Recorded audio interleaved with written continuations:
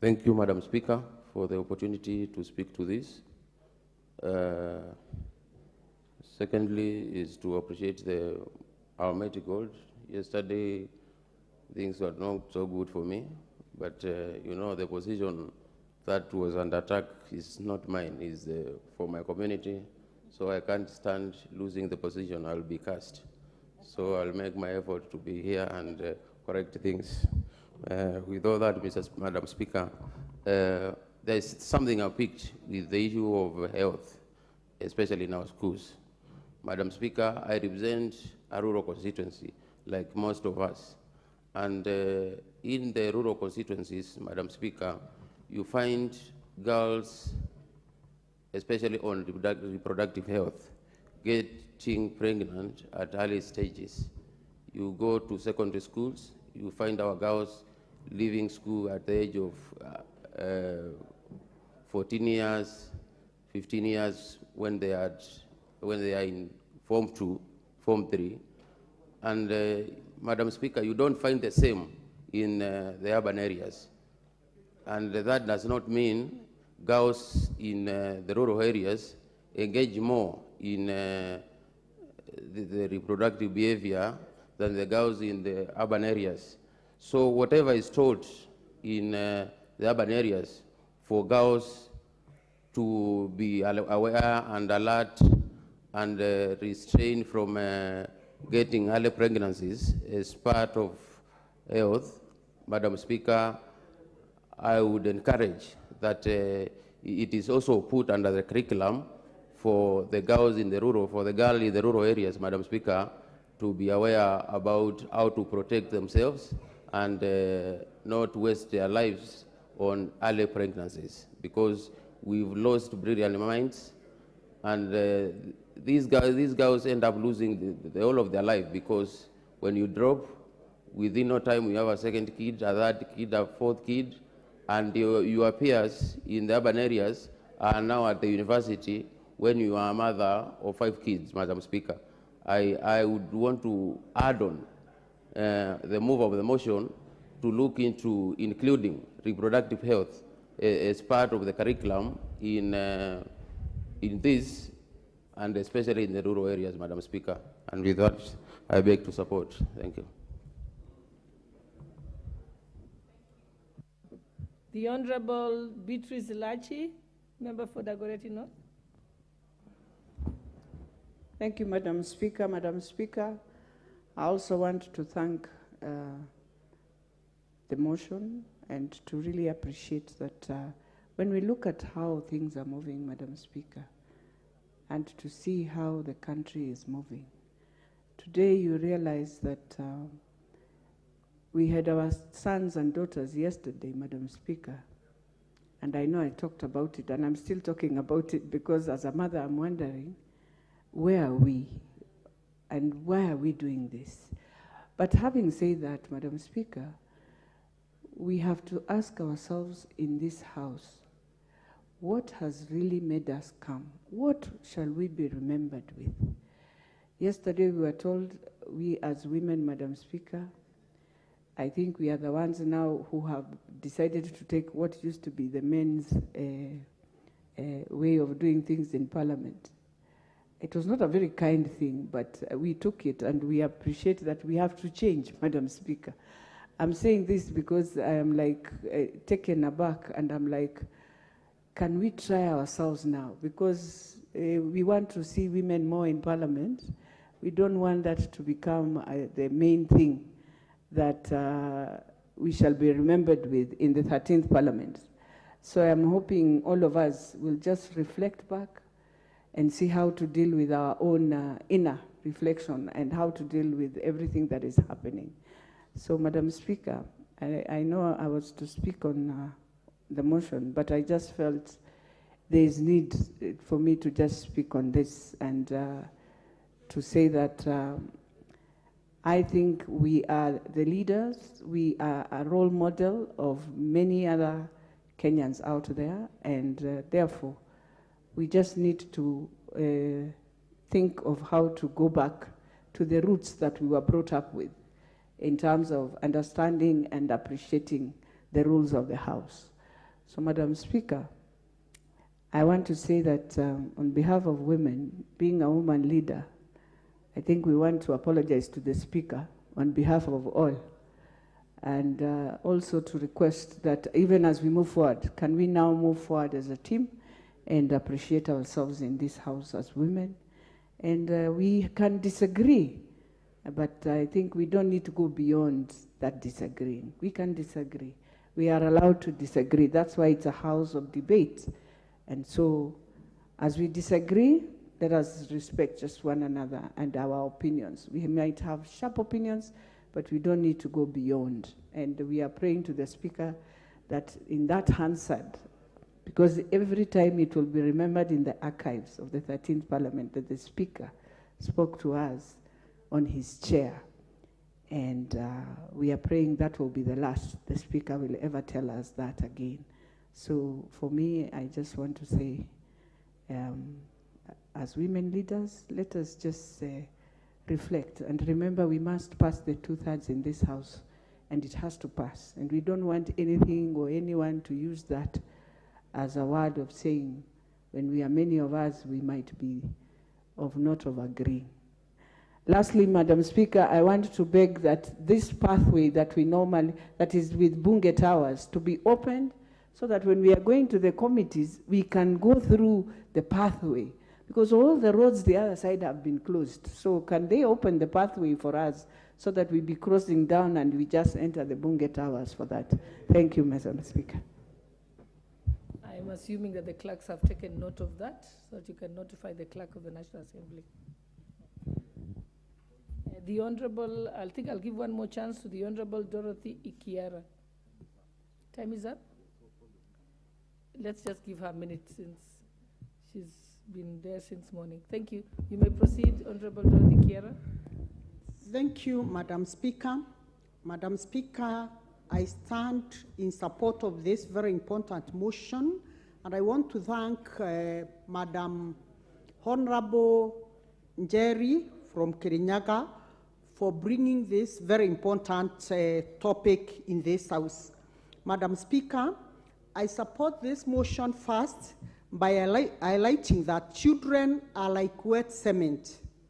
Whatever you teach or show them, it sticks on them. Madam Speaker, I'm saying this in view of even the new curriculum, the competence-based curriculum, where children are more oriented to doing things for themselves as opposed to the yesteryears where the teacher was a know-it-all. Madam Speaker, I want to say this: comprehensive health education that should be a core subject in our schools. As I sit here today, Madam Speaker, the school curriculum is tailored towards having this particular topic in all the classes, all the grades across the schools, because hygiene and health are in the syllabus.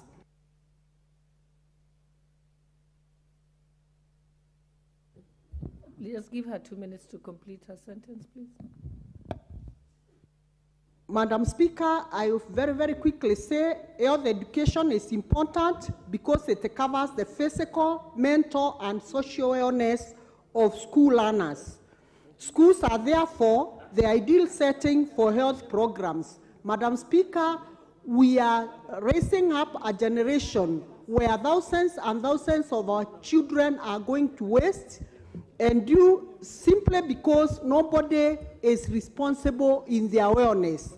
Madam Speaker, I want to say the mental, sexual habits, and other habits that affect the health status of a learner.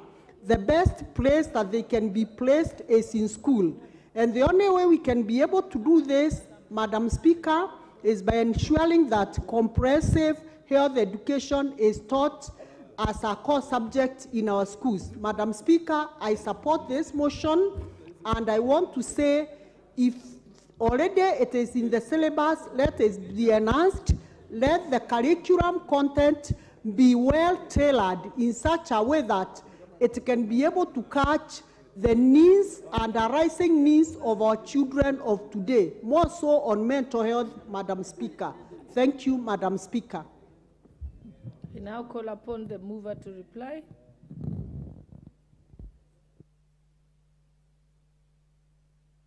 You have 10 minutes to reply, but you can also donate the time to somebody else. Thank you.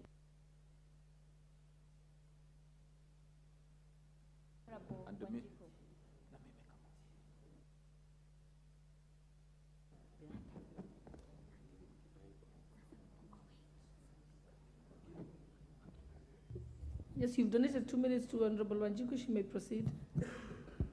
Thank you, Honorable Speaker. I support this motion, but I want to put some information to the floor that time and again such a good debate has not seen the light of the day because of misconception of the ideas. A similar debate or a bill was in the Senate, I think in the 12th Parliament through Honorable Susan Kehika, the governor for Nakuru. A similar debate has been in Yala when I was in Yala 4 and even in Yala 3. It has never seen the day's light. And when you look at this comprehensive education, it's basically speaking on comprehensive, including social, mental, and other rights of awareness. But time and again, some members, not necessarily from Parliament, even outside, they have just picked one subject, like sex, and they have thought it is not good to teach sex to our students, and then the debate has fallen out of the way. So I want to pray that the members in this House have debated very well, and I hope it will go through, and I hope from the motion she'll take it further. She can get ideas from the senators and the members previously who had similar debate, and we can have a comprehensive education on health awareness for our students. Thank you, Honorable Speaker. You proceed, Honorable Member for Kirinyaga.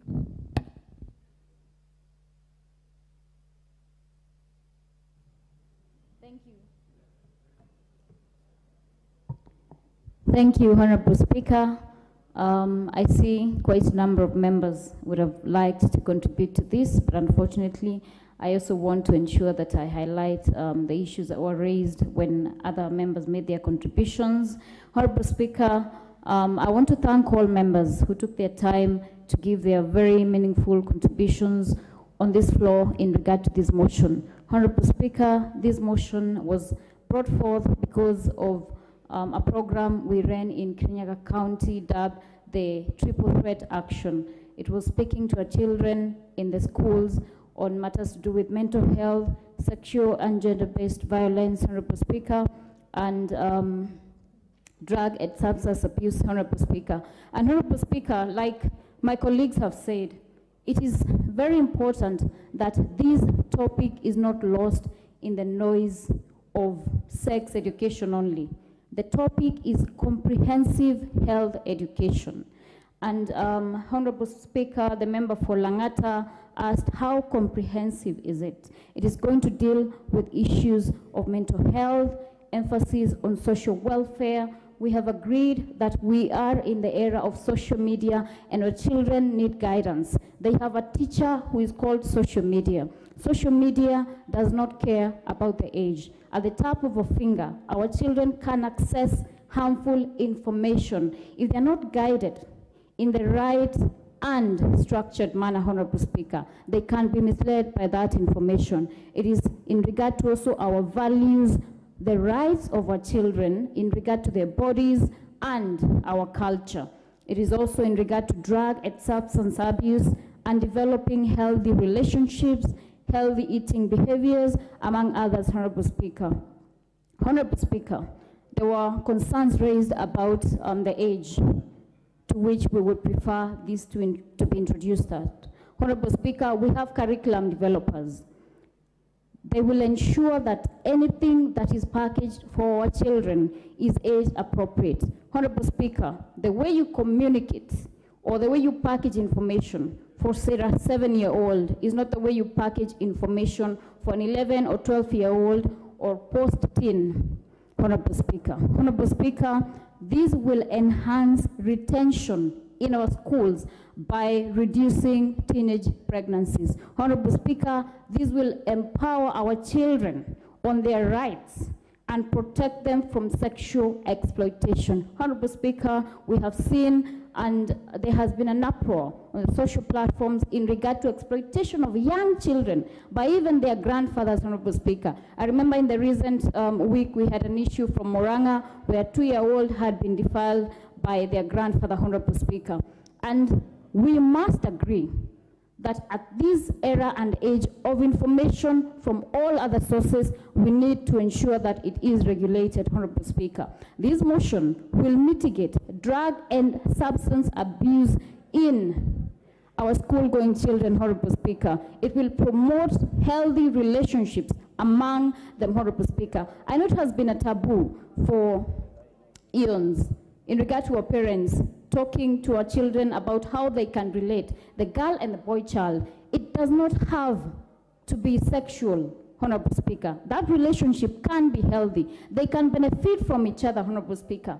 They need to be guided because at the end of the day, they will grow into young adults and they will have, we know the natural order of things, Honorable Speaker, is that they will engage perhaps when the age is appropriate in a healthy relationship, Honorable Speaker. So we need to talk to them instead of burying our heads in the sand, Honorable Speaker, and trying to pretend, you know, back in the day, if my grandmother saw me with a boy, she would say, I don't want to see you with that boy. And I mean, there was no reason. There is no harm. I am seated to the member, Nimrod, and there is no harm in sitting next to him, Honorable Speaker. You know, a girl child does not get pregnant by sitting next to a boy child, Honorable Speaker. But we need to talk to them and tell them, if you engage in a sexual activity at this age, your education is going to derail. You might get sexually transmitted infections, Honorable Speaker. That is what my motion is about, Honorable Speaker. It will also minimize and promote mental health among our young people. We know that mental health is a major topic. We passed a law in the last parliament which was very robust, but we do not have the infrastructure to implement the same, Honorable Speaker. Let our children be told that, you know, life comes with its pressures, and those pressures do not mean that you should take action and maybe take your life or feel that you do not have the will to live anymore. And Honorable Speaker, I beg to indulge members. I beg to ask them, let us look into the welfare of our children. Let us look beyond the sensational topics by the media on sex. It is not a motion to teach our children to practice sex, surely. I am an advocate of the High Court. I am minded of the welfare of our children and guided by the law. It will be within the law. There is no harm in talking to our children because at the end of the day, like I have said, they have another teacher. So the question I want to ask these members, will we give them the right teacher? The right teacher is in the schools, the right teacher that is within the law, that is guided, that will talk to them in regard to our culture and in respect of our societal values. Honorable Speaker, with those few remarks, I beg to respond. Thank you. Thank you, Honorable Member. We will defer the question to a later time. I think we can move to the next order.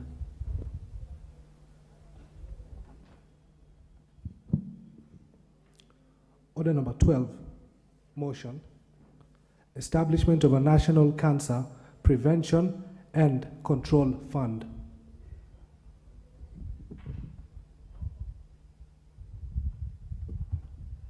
Honorable Timothy Toroitich, you may proceed. And maybe before you proceed, let me recognize the presence of Ilpori Primary School from Narok West Constituency, Narok County. Welcome. Honorable Member, you may proceed. Thank you, Madam Speaker, for giving me this opportunity to prosecute this very important motion. Madam Speaker, I beg to move that, aware that Article 43(1)(a) of the Constitution provides for the right of every person to access the highest attainable standard of health, which includes the right to health care services.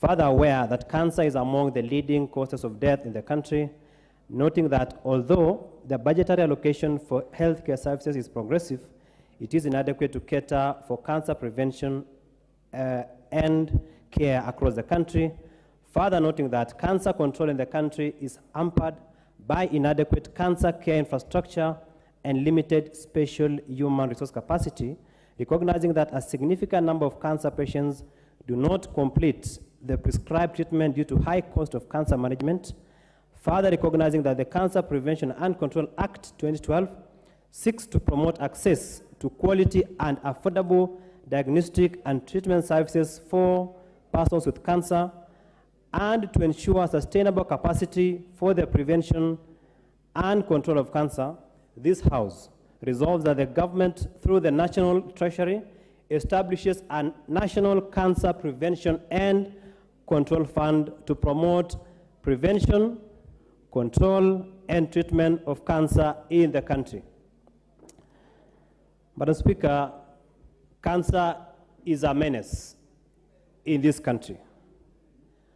Cancer has killed so many people in this country. Cancer has orphaned so many children in this country. Madam Speaker, today, cancer is an equivalent of a death sentence in this country. Honorable Speaker, it should prick the conscience of this nation. It should prick the conscience of this Honorable House. Madam Speaker, it is time that this House takes deliberate and intentional mechanisms of sorting out the cancer menace in this country.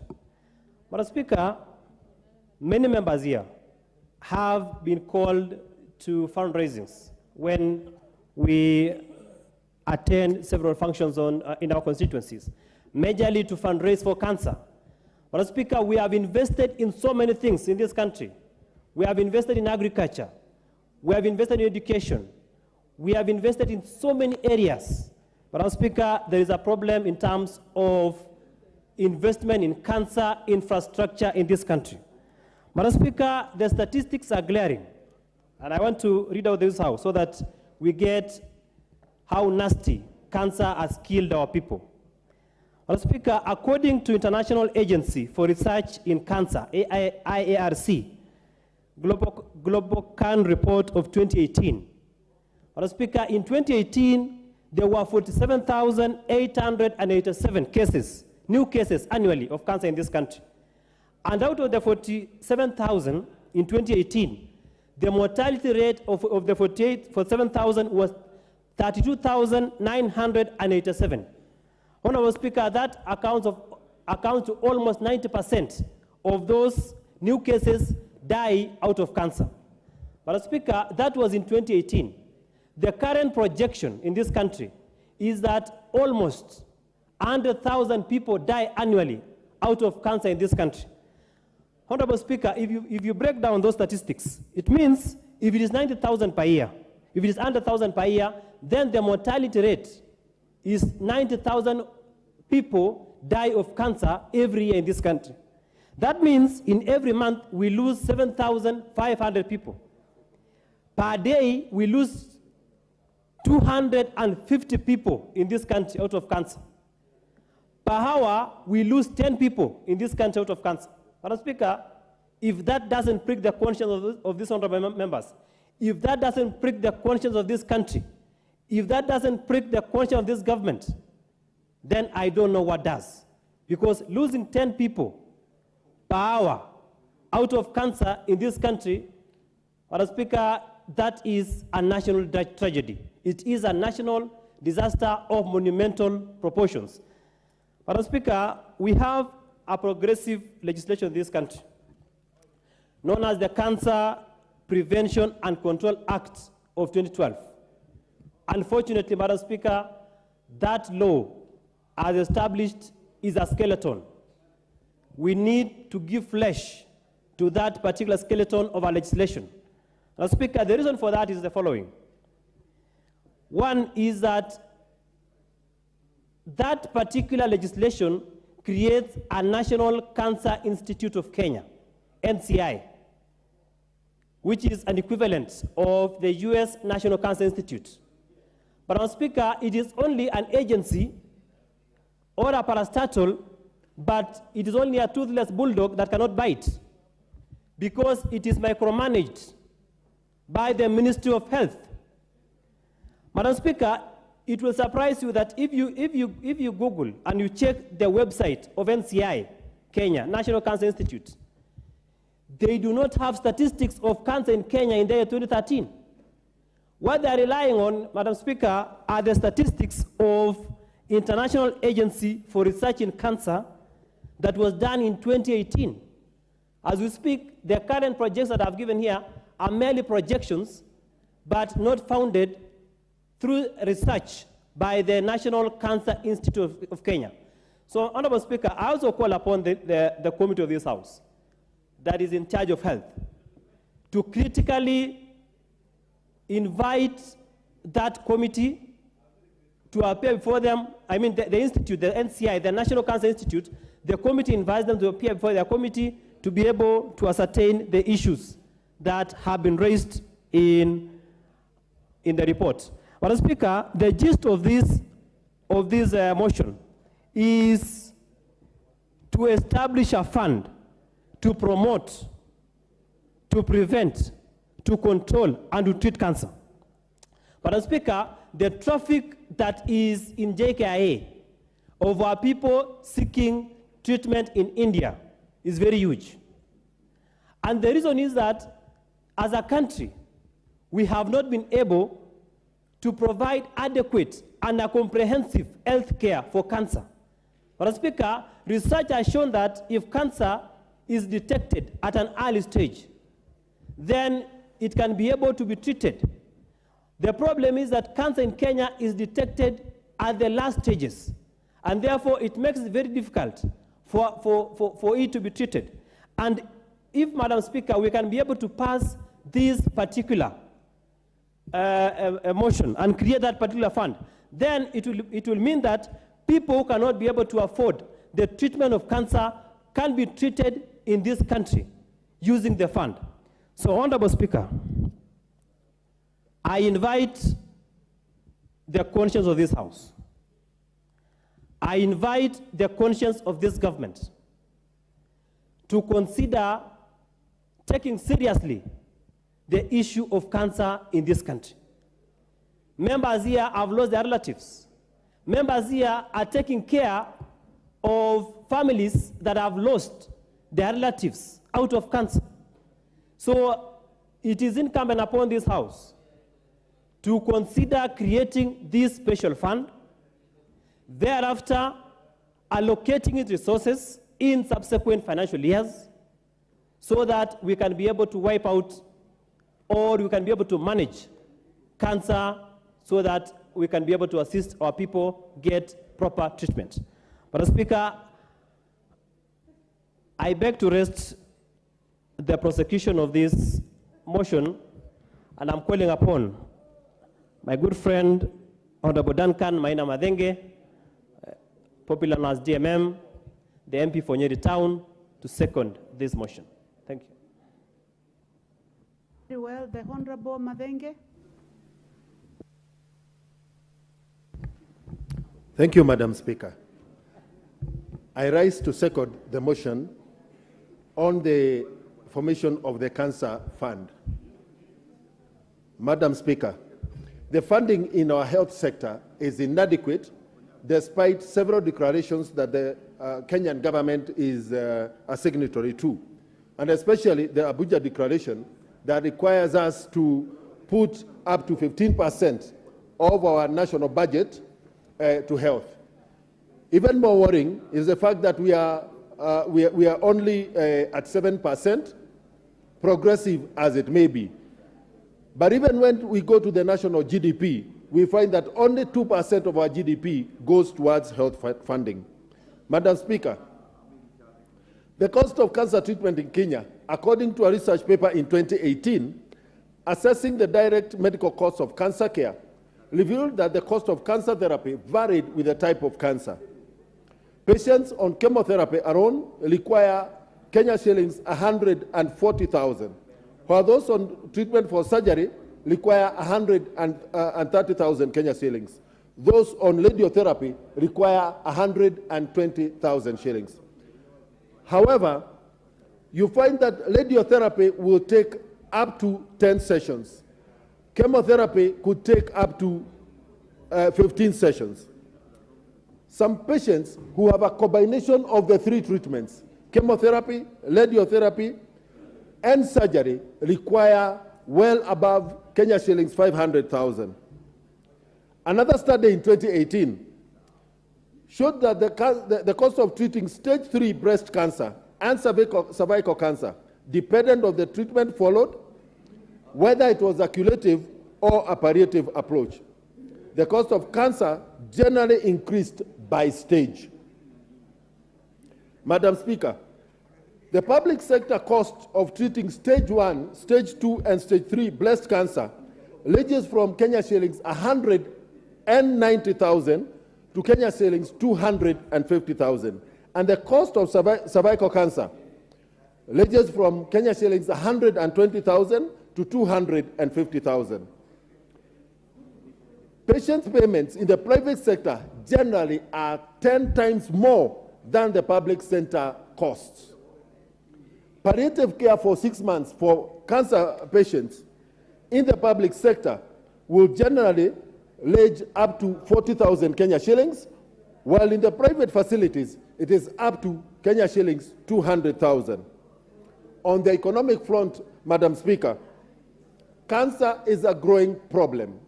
It is affecting the nuclear family, extended families, employers, and society, encountering financial loss from relevant disability, reduced quality of life, and premature death. It is estimated that up to 50% of patients with cancer do not seek services in this country due to lack of money. And even the majority of those who end up seeking cancer, which is up to 70%, do so late because they cannot raise the money needed for cancer treatment. By the time they have the money, it is already too late, with the disease having advanced to higher stages, which is even more costlier. Among those who seek services, Madam Speaker, their personal lifetime savings are completely exhausted. They turn to assets, eventually unsecured loans, and as a last resort, they have community fundraisings to finance their illness. Unfortunately, by that time, they are always almost on their deathbed.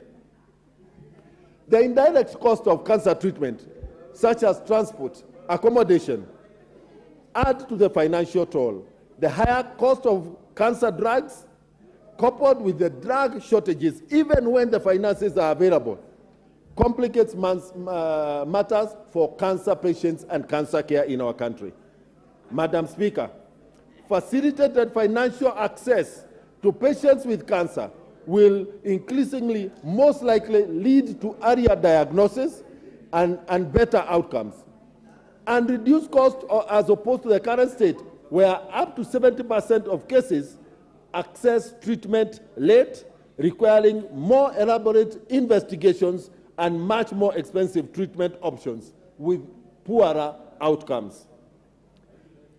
Madam Speaker, a very high percentage of cervical cancer patients, and I'm hoping that the honorable ladies of this House will listen to these statistics. A high percentage of cervical cancer patients referred to radiotherapy do not access the treatment because they cannot afford it. Even those who do access the treatment do not undergo the entire treatment protocol because they cannot finance it. Multiple investigations, radiotherapy, chemotherapy are the main components of direct costs for cancer patients. Madam Speaker, cancer is causing a heavy economic burden with adverse social implications beyond the death of the cancer victims. Studies have demonstrated that orphans of cancer patients have a higher under 5 mortality rate in this country than those than other children. This has a considerable impact on communities.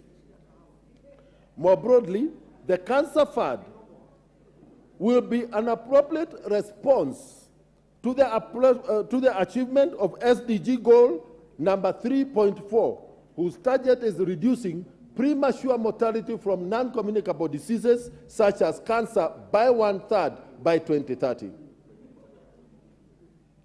Madam Speaker, in the year 2010, our then Health Minister and current Kisumu Governor, the Honorable Anyang' Nyong'o, disclosed to the nation that he had prostate cancer and sought treatment in California, USA, at the Helen Dela Family Comprehensive Care Center and was treated by radiation. Madam Speaker, a year later, in 2011, the Honorable Beth Mogo, then Minister for Public Health and Sanitation, similarly revealed to the nation she had breast cancer and was treated in the USA, requiring both surgery and radiation.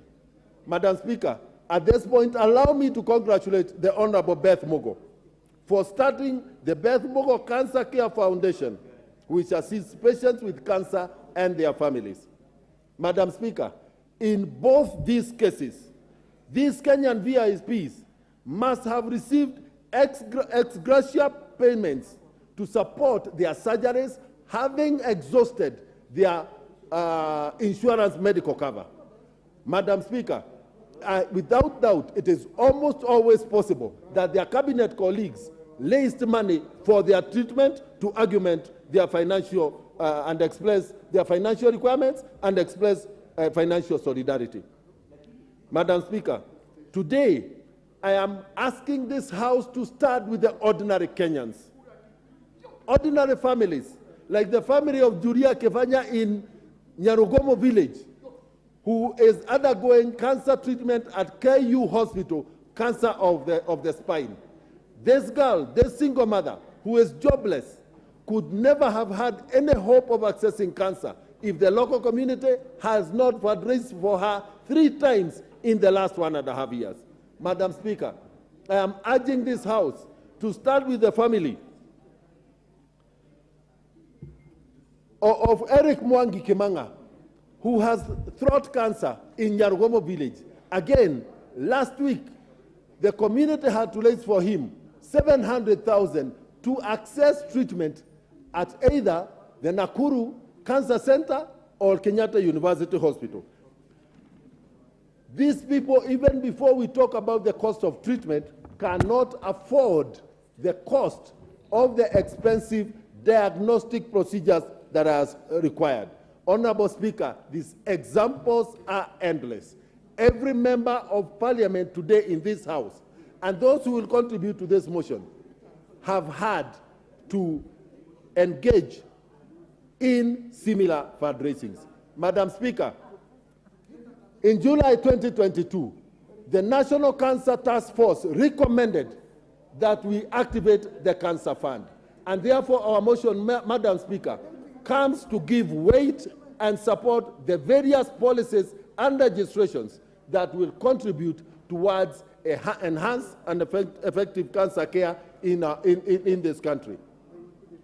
Madam Speaker, 3 decades ago, our forefathers had the foresight of setting the Kenya Hospital Authority Trust Fund that today has 1.7 billion shillings lying with the Unclaimed Assets Authority, a fund meant for health care that could finance the setting up of cancer care, comprehensive cancer care centers of excellence.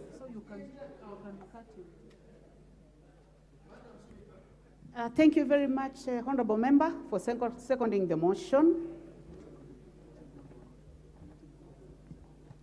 You did not go on record to second the motion, so I'll give you an opportunity to do so. Thank you, Madam Speaker. I submit and second this motion. Thank you very much.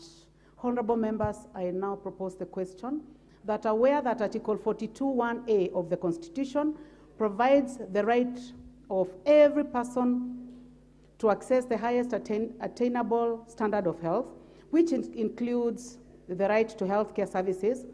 Further aware that cancer is among the leading causes of death in the country, noting that although the budgetary allocation for healthcare services is progressive, it is inadequate to cater for cancer prevention and care across the country. Further, noting that cancer control in the country is hampered by inadequate cancer care infrastructure and limited specialized human resource capacity.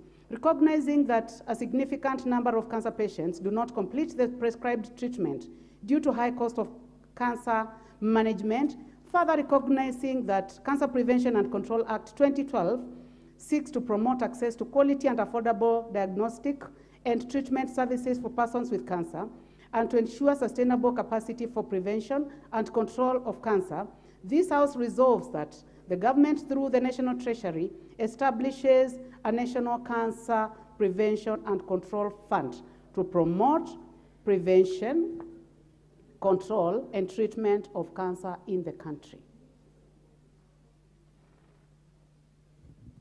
Honorable members, now we start the debate. We are not going to put the question. We are going to start debate, and honorable members, the first opportunity goes to my boss, the Honorable Boss, member for Uasin Gishu County. Thank you. Hold on.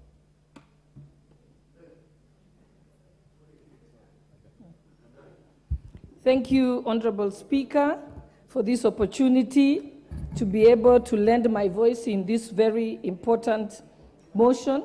Honorable members, I actually got off the Speaker's chair because this is a topic that is very close to my heart. I know that the motion by Honorable Timothy Toroitich is requesting the House to resolve that the government, through the National Treasury, establishes a National Cancer Prevention and Control Fund to promote the prevention and control and treatment of cancer in the country. Honorable members, I wish to bring your attention to the fact that in the last parliament, in the 12th parliament, I brought a petition to this House. In that petition, I was seeking to, for Parliament, or for the National Assembly, to order the Pest Products, the Pest Control Products Board to remove 267 pesticides off the market in this country. Those pesticides have been confirmed in Europe, in the US, and the UK to cause cancer. In fact, more than 20 years ago, a farmer in the US was paid $250 million for developing cancer as a result of using a pesticide that was commonly known as Roundup. But that pesticide continues to be sold in Kenya today. Reason being, the Pest Products Control Board in Kenya is in bed with the agrochemical companies. I am not ashamed to say that they continue to support that trade. In that petition that I brought to Parliament, I had over 10 professors in Kenya who helped me undertake the research. And when we undertook the research, all we said is if Europe, America, and the UK have removed those products from their market on account that it causes cancer, why do we allow it in our country? In fact, the law in the US and the UK allows the companies that are producing or manufacturing those pesticides to be able, they are allowed to manufacture it for export, not for use in their own country, for export to a country that permits it, or in fact, to put it even more clearly, for a country that is stupid enough to accept products that cause cancer. And Kenya is one of those countries. And the people who have the mandate under the law is the Pest Products Control Board. That petition, I brought it to this parliament. It was approved by the parliamentary committee. Unfortunately, the parliamentary committee made a decision that they ordered the Pest Products Control Board to take measures to remove them off the market. So far, out of the 267 products that I requested be removed from the shelf, 7 have been removed. In a period of 4 years, they've only removed 7.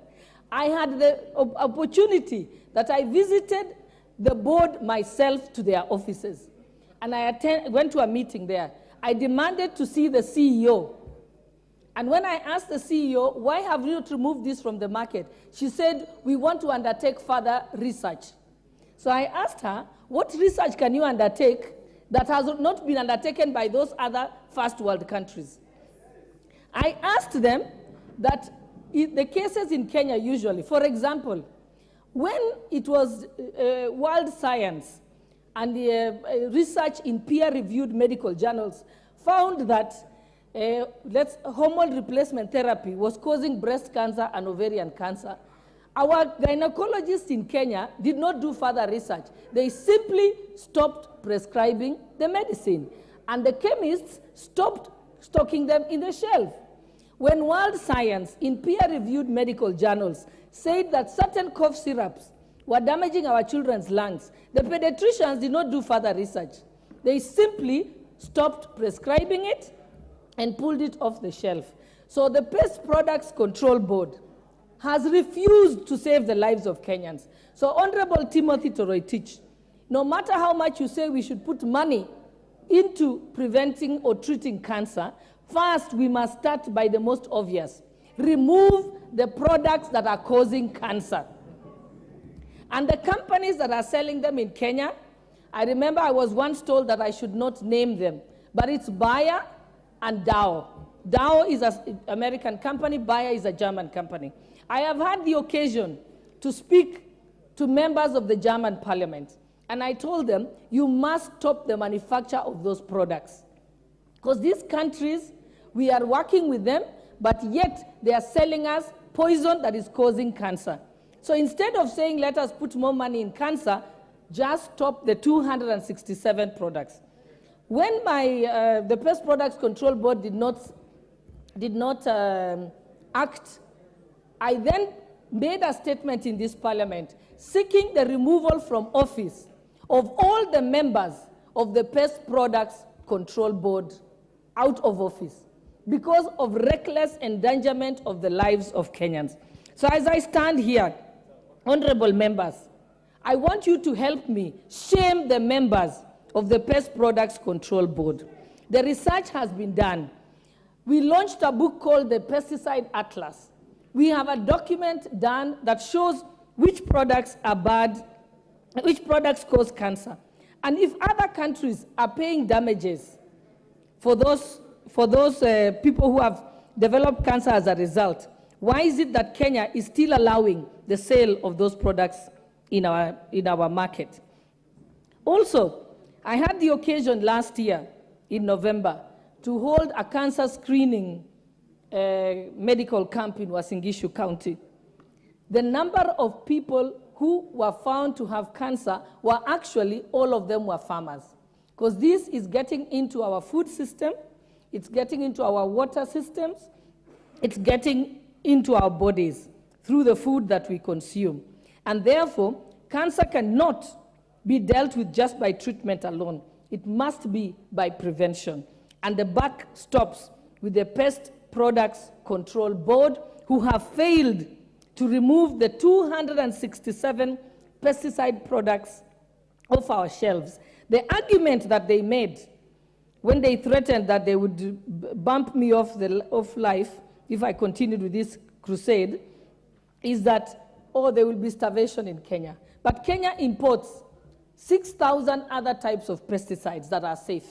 So if we remove 267, this country will continue to be able to have food security.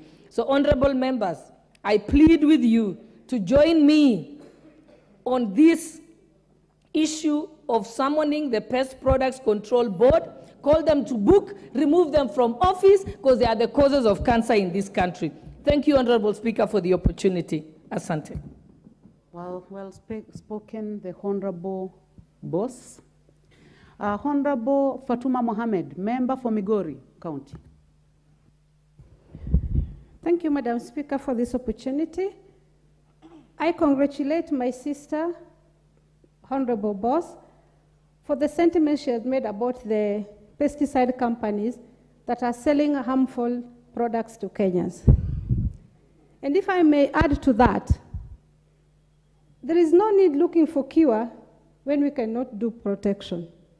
We need to prevent our people first before we look for treatment. It makes no sense looking for treatment for what we have caused ourselves. And as we all know, cancer actually has no treatment. It can be prevented, and the treatments that are there are very minimal. And as an African country, by the time we get to realize that we have cancer, in most cases at a late stage, when you are actually ill, stage 3 and 4 is when we realize we have cancer. Now, instead of working so much on curing something that the world outside there knows very well that curing is minimal, let us work more on protection and preventing cancer.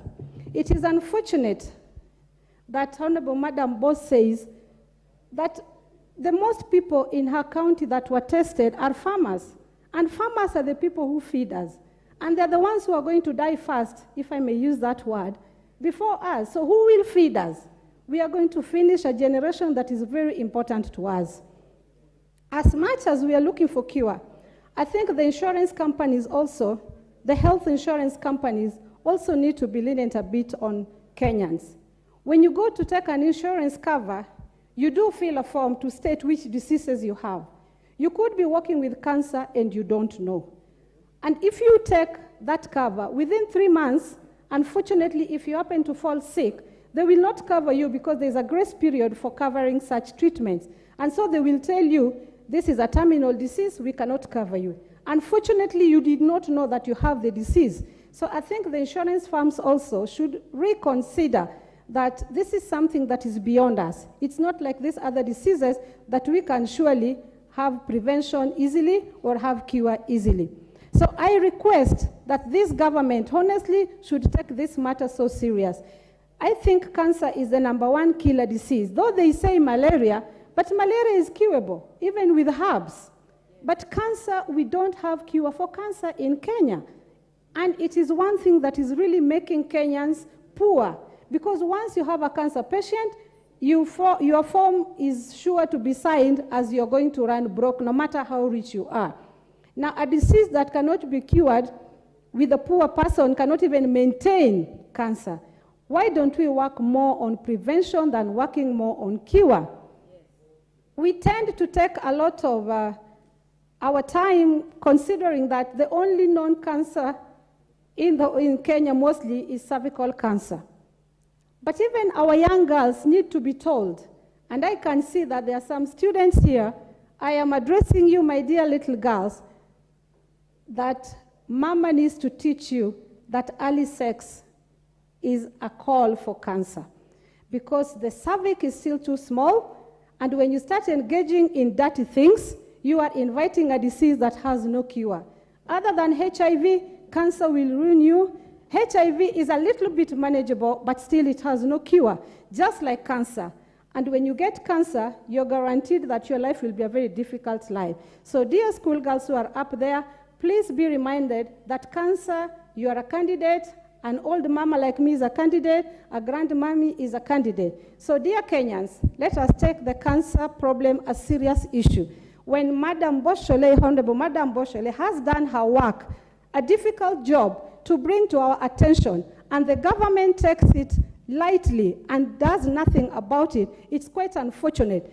It was the responsibility of the government to act with immediate effect. Close those companies.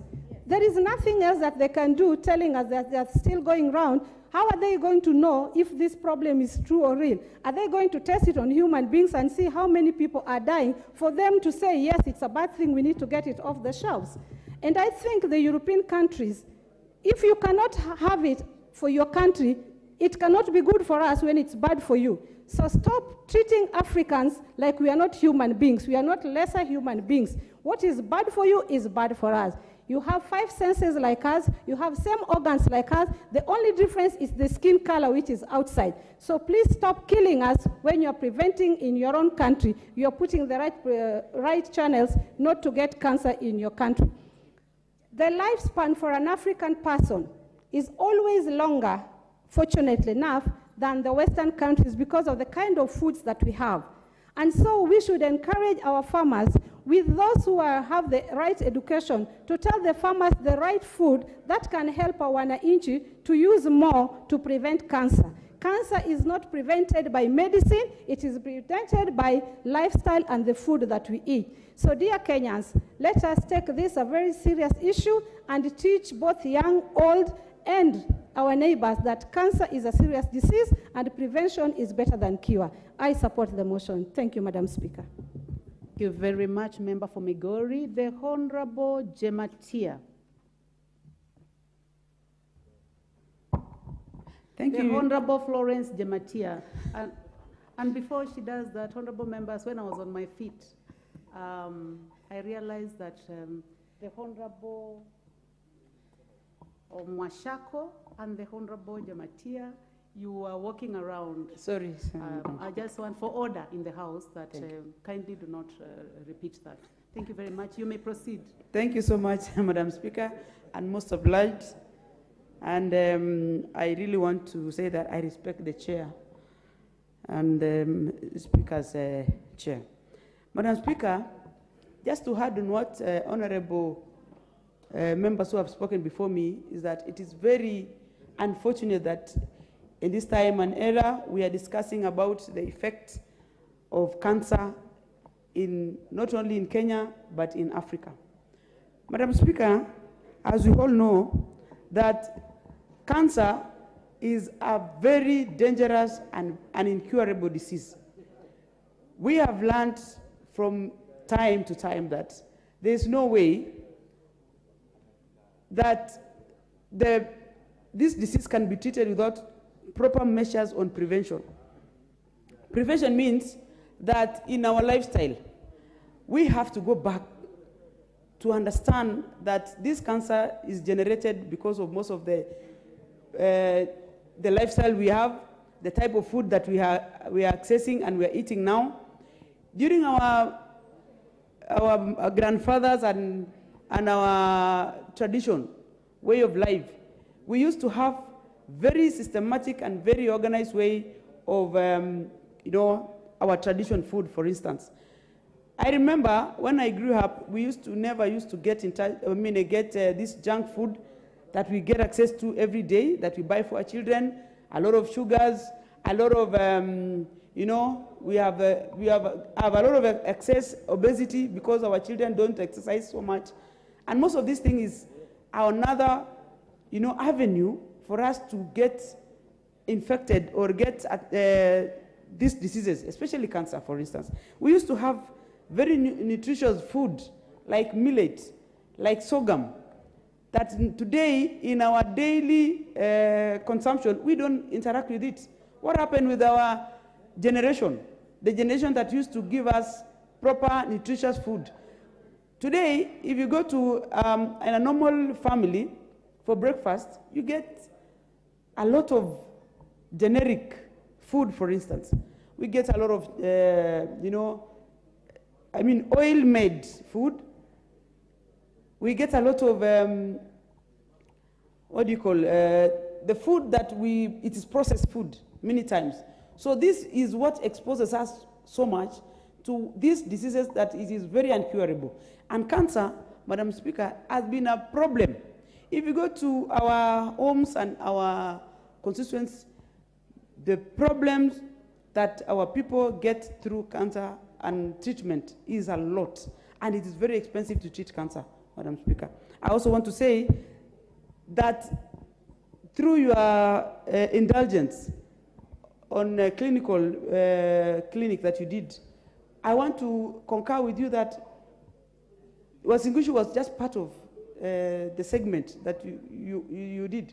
If you go through the system and also try and do the same throughout the country and counties, you realize there are many cases of this. And many times you realize, Madam Speaker, if you go to Uasin Gishu, probably it is because of fertilizers and other things. You go to other areas, you realize there were some chemicals that were probably, disposed, like asbestos. There are areas that are affected, like in Northeastern.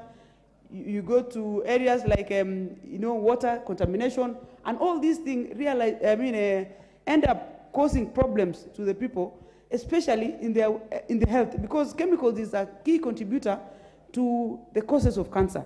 And I want to also echo what Honorable Fatuma said, that we need to prevent these issues and these problems before we start treating them, because the earlier we prevent it, it is going to be better for us. More so, in the areas of insurance, I also want to reiterate that insurance companies have also been part of the problem, because you cannot be selective, especially when you know that this is a very terminal disease and you are saying you cannot treat, because treating them is going to cost you more. But then why am I paying these insurances? And it's because diseases like cancer is not, does not give you some indication early. We lost many people, especially even members of parliament before. I have my former member of parliament, Honorable the late Grace Kipchoim, and may her soul rest in peace. She was affected and was, she was sick because cancer had, he was a patient for cancer, and we have lost many people. And this has also left the families of these patients in dire problem and poverty. Because at the end of the day, we use a lot of money to treat them, and then when the patient passes, the family becomes poor because they have exhausted most of the resources they had. And this is something that, as government and parliament, we need to sit down and recorrect where we have gone wrong and try and treat it and mostly prevent it before these problems start. Thank you, Madam Speaker. The Honourable Member for Mosop, Honourable Abraham Kiru. Thank you very much, Madam Speaker, for giving me this opportunity to contribute on this motion of establishing cancer prevention and control fund. Madam Speaker, I want to thank Honorable Toroitich for coming up with this motion for all of us to consider. A lot of Kenyans, Madam Speaker, have died and continues to die on a daily basis due to cancer. And the reason why most of these people die, Madam Speaker, is because they cannot afford the cost of treating cancer. The average cost of chemo in this country averages between per session 12,000 to 200,000 per session. An average Kenyan cannot afford it. On weekly basis, if they were to use the regular drugs, it will cost them an average of 50,000 shillings a week to continue treating cancer. In this country, NHIF covers cancer, but it is maxed at 600,000 shillings. So if you go for 3 sessions, you will have maxed your cover with NHIF. And as such, once you max your cover of 600,000, it will be upon you to come up with the rest of the funding. And as such, because most of the citizens cannot afford to have that kind of money, will forego the treatment and choose to stay at home and wait on their fate. Some will choose to use traditional medicine. Some will just wait for death. And as such, as a nation, it is time that we sit down and think of ways on how we can actually prevent cancer. The number one cancer in this country, which is breast cancer, followed by cervical cancer, followed by the stomach cancer. These are cancers which are very common with women. And as such, because women are very productive and they contribute to this nation, I think we ought to sit down as a nation and just consider what should we do. The Kenya Cancer Policy of 2019-2030 provides for the framework to comprehensively address cancer control in Kenya through systematic implementation of evidence-based intervention, prevention, through screening, timely diagnosis, treatment, supervisorship, and also palliative care. But unfortunately, these are only ideas and suggestions. When it becomes real to implement, none of these ideas and suggestions which were given are implemented. And as such, I think we need to sit down and consider, why should we allow people to die as we sit down as a nation and watch? NHIF needs to review their coverage. When you have NHIF super cover, once you've exhausted, like now, they allow you, yes, you can go to India, you can go to Apollo, and they will cover, but they will not cover, of course, your travel. They will not cover, once you stay there, yes, they will cover, but once you've exhausted your expenses in India, they tell you now, we've reached the maximum, consider selling your land, consider doing your fundraising, and it comes to us as members of parliament, we end up doing a lot of fundraisers to save lives. But as a nation, we should consider coming up or establishing the Cancer Prevention and Control Fund so that on instances like this, Kenyans will be saved and many lives will continue to live in this country. Thank you so much, Madam Speaker, for this opportunity to contribute. Thank you very much, Honorable Member. The Honorable Lillian Gogo, Member for Rangwe. I thank you, Honorable Speaker, and I want to thank my dear colleague for invoking a motion on matters cancer prevention and control, that it is important that we establish a fund to prevent and control, and always prevention is better than cure. So I rise to support this motion, Honorable Speaker. And it is known, Honorable Speaker, that cancer is a problem world over, and I want to thank my dear friend Honorable Boss for articulating very well some of the failures we've had as a country on allowing products that have been condemned not to be used in other places, and we continue using them, and they are well-known carcinogens, Honorable Speaker. And I want to insist that the government moves with speed to bring these people to book. They must be held accountable for feeding Kenyans with the products which they know very well are carcinogens. Allow me, Honorable Speaker, also to mention some physical carcinogens that still exist. We have some chemical carcinogens that still just lie around in most of our learning institutions. The learning institutions that were established earlier, Honorable Speaker, they still have asbestos roofing. And it is well known that products that come out of asbestos are carcinogens. We have several people who are living under asbestos-based roofs. I don't know what NEMA is doing about removing these asbestos roofs and also disposing them. We in my own constituency, Honorable Speaker, at Asumbi TTC, I have so many asbestos roofs, and this is a learning institution, a national learning institution that is holding young people, Honorable Speaker. We have biological carcinogens. And one member has already talked about cancer of the cervix. Honorable Speaker, cancer of the cervix is a sexually transmitted disease. Cancer of the cervix is a sexually transmitted disease with men as carriers and women as sufferers. And I want to insist that if we don't have behavior change, as much as we want to talk about cancer, and we still continue as a nation to involve ourselves with promiscuity, we continue to misbehave with our sexuality, then cancer is not going to leave this country. However much money we put as a fund to mitigate on the effects of cancer. So I want to urge Kenyans, I want to urge us for people to go for screening for the viruses that cause the cancer of the cervix. And when it comes to curing of cancer, Honorable Speaker, it is very, very expensive. So the best approach to have is prevention and control.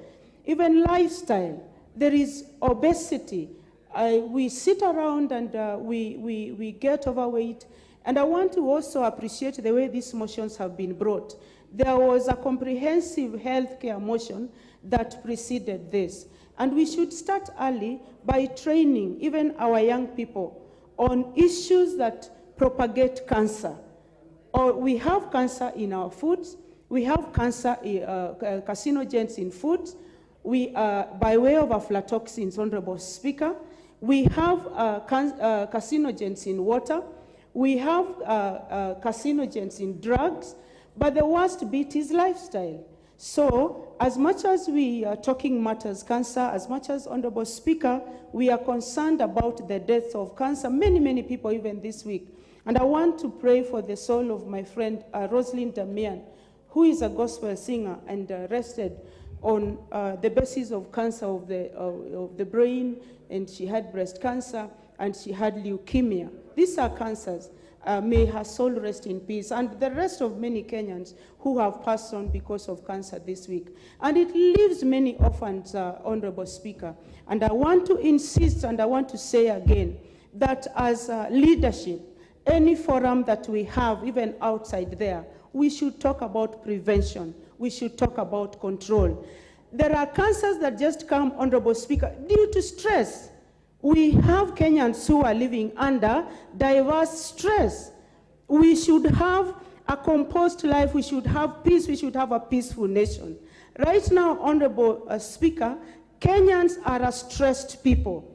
And with the high cost of living, Honorable Speaker, it is important that if it comes as a result of disease, then we should prevent these diseases so that Kenyans can live at least in a way that they are able to accommodate in terms of the cost of living. So this is a motion, Honorable Speaker, that has come at a good time, and I rise to support it. But I also say that as a nation, we should come out and even establish a national sports day, a national walking day, probably in 1 month, so that Kenyans can leave their vehicles at home. Kenyans can walk.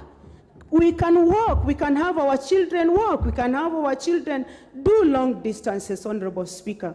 I represent a rural constituency, Honorable Speaker, and times that I have been called to raise funds, and especially for people who have lost their lives because of cancer. You empathize with the position, Honorable Speaker.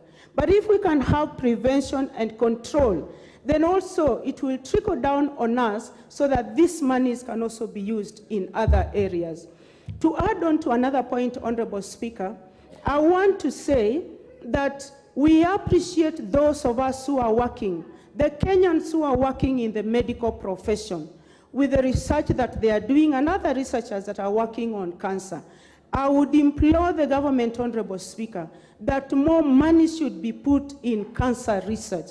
More money should be put in our learning medical institutions and otherwise, so that more research is done on local remedies to cancer treatment. Because we depend so much on treatment of cancer. However little it can extend life, it is better than someone dying early. So we should invest in our own research systems. We invest in our own research institution, put more money of this cancer control and prevention fund, put in some money for research. We should have a research component so that we support our learning institution, we support our research institutions, so that we come up with local solutions to cancer issues, local solutions to cancer prevention, local solutions to cancer control. And as I go back on my seat, Honorable Speaker, this is a timely debate, and we want to take care of ourselves. We want to run a healthy nation. We want to run a responsible nation. We want to stay in a country, Honorable Speaker, where we know that if I do this, I'm likely to get cancer. And if I don't do this, I'm likely to get cancer. And other than cancer, then there are also other diseases that are a problem that also cause cancer. So it should have a wider view, Honorable Speaker. We should have a comprehensive approach in the prevention and control of cancer. I thank you, Honorable Speaker, for the time, and also allow me, Honorable Speaker, to appreciate the Deputy Speaker boss for her getting into another stage. She had her son get married over the weekend, and when this happened, it is a plus for us women. I thank you, Honorable Speaker. Thank you very much, Member for Rangwe. The Honorable Paul Biego, Member for Chesumei.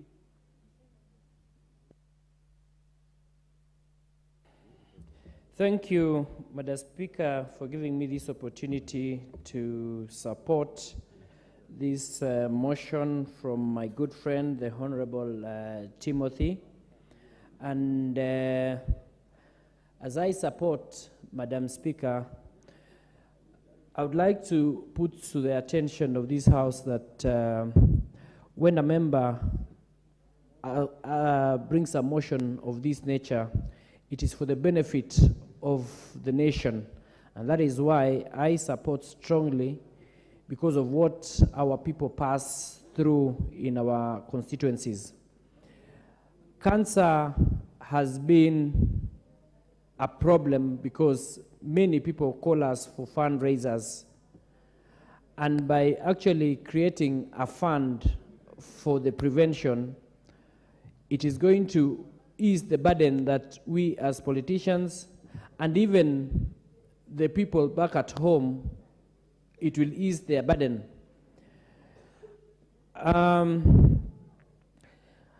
It takes me back to the olden days when the government was struggling and advising people to do or to take vaccinations.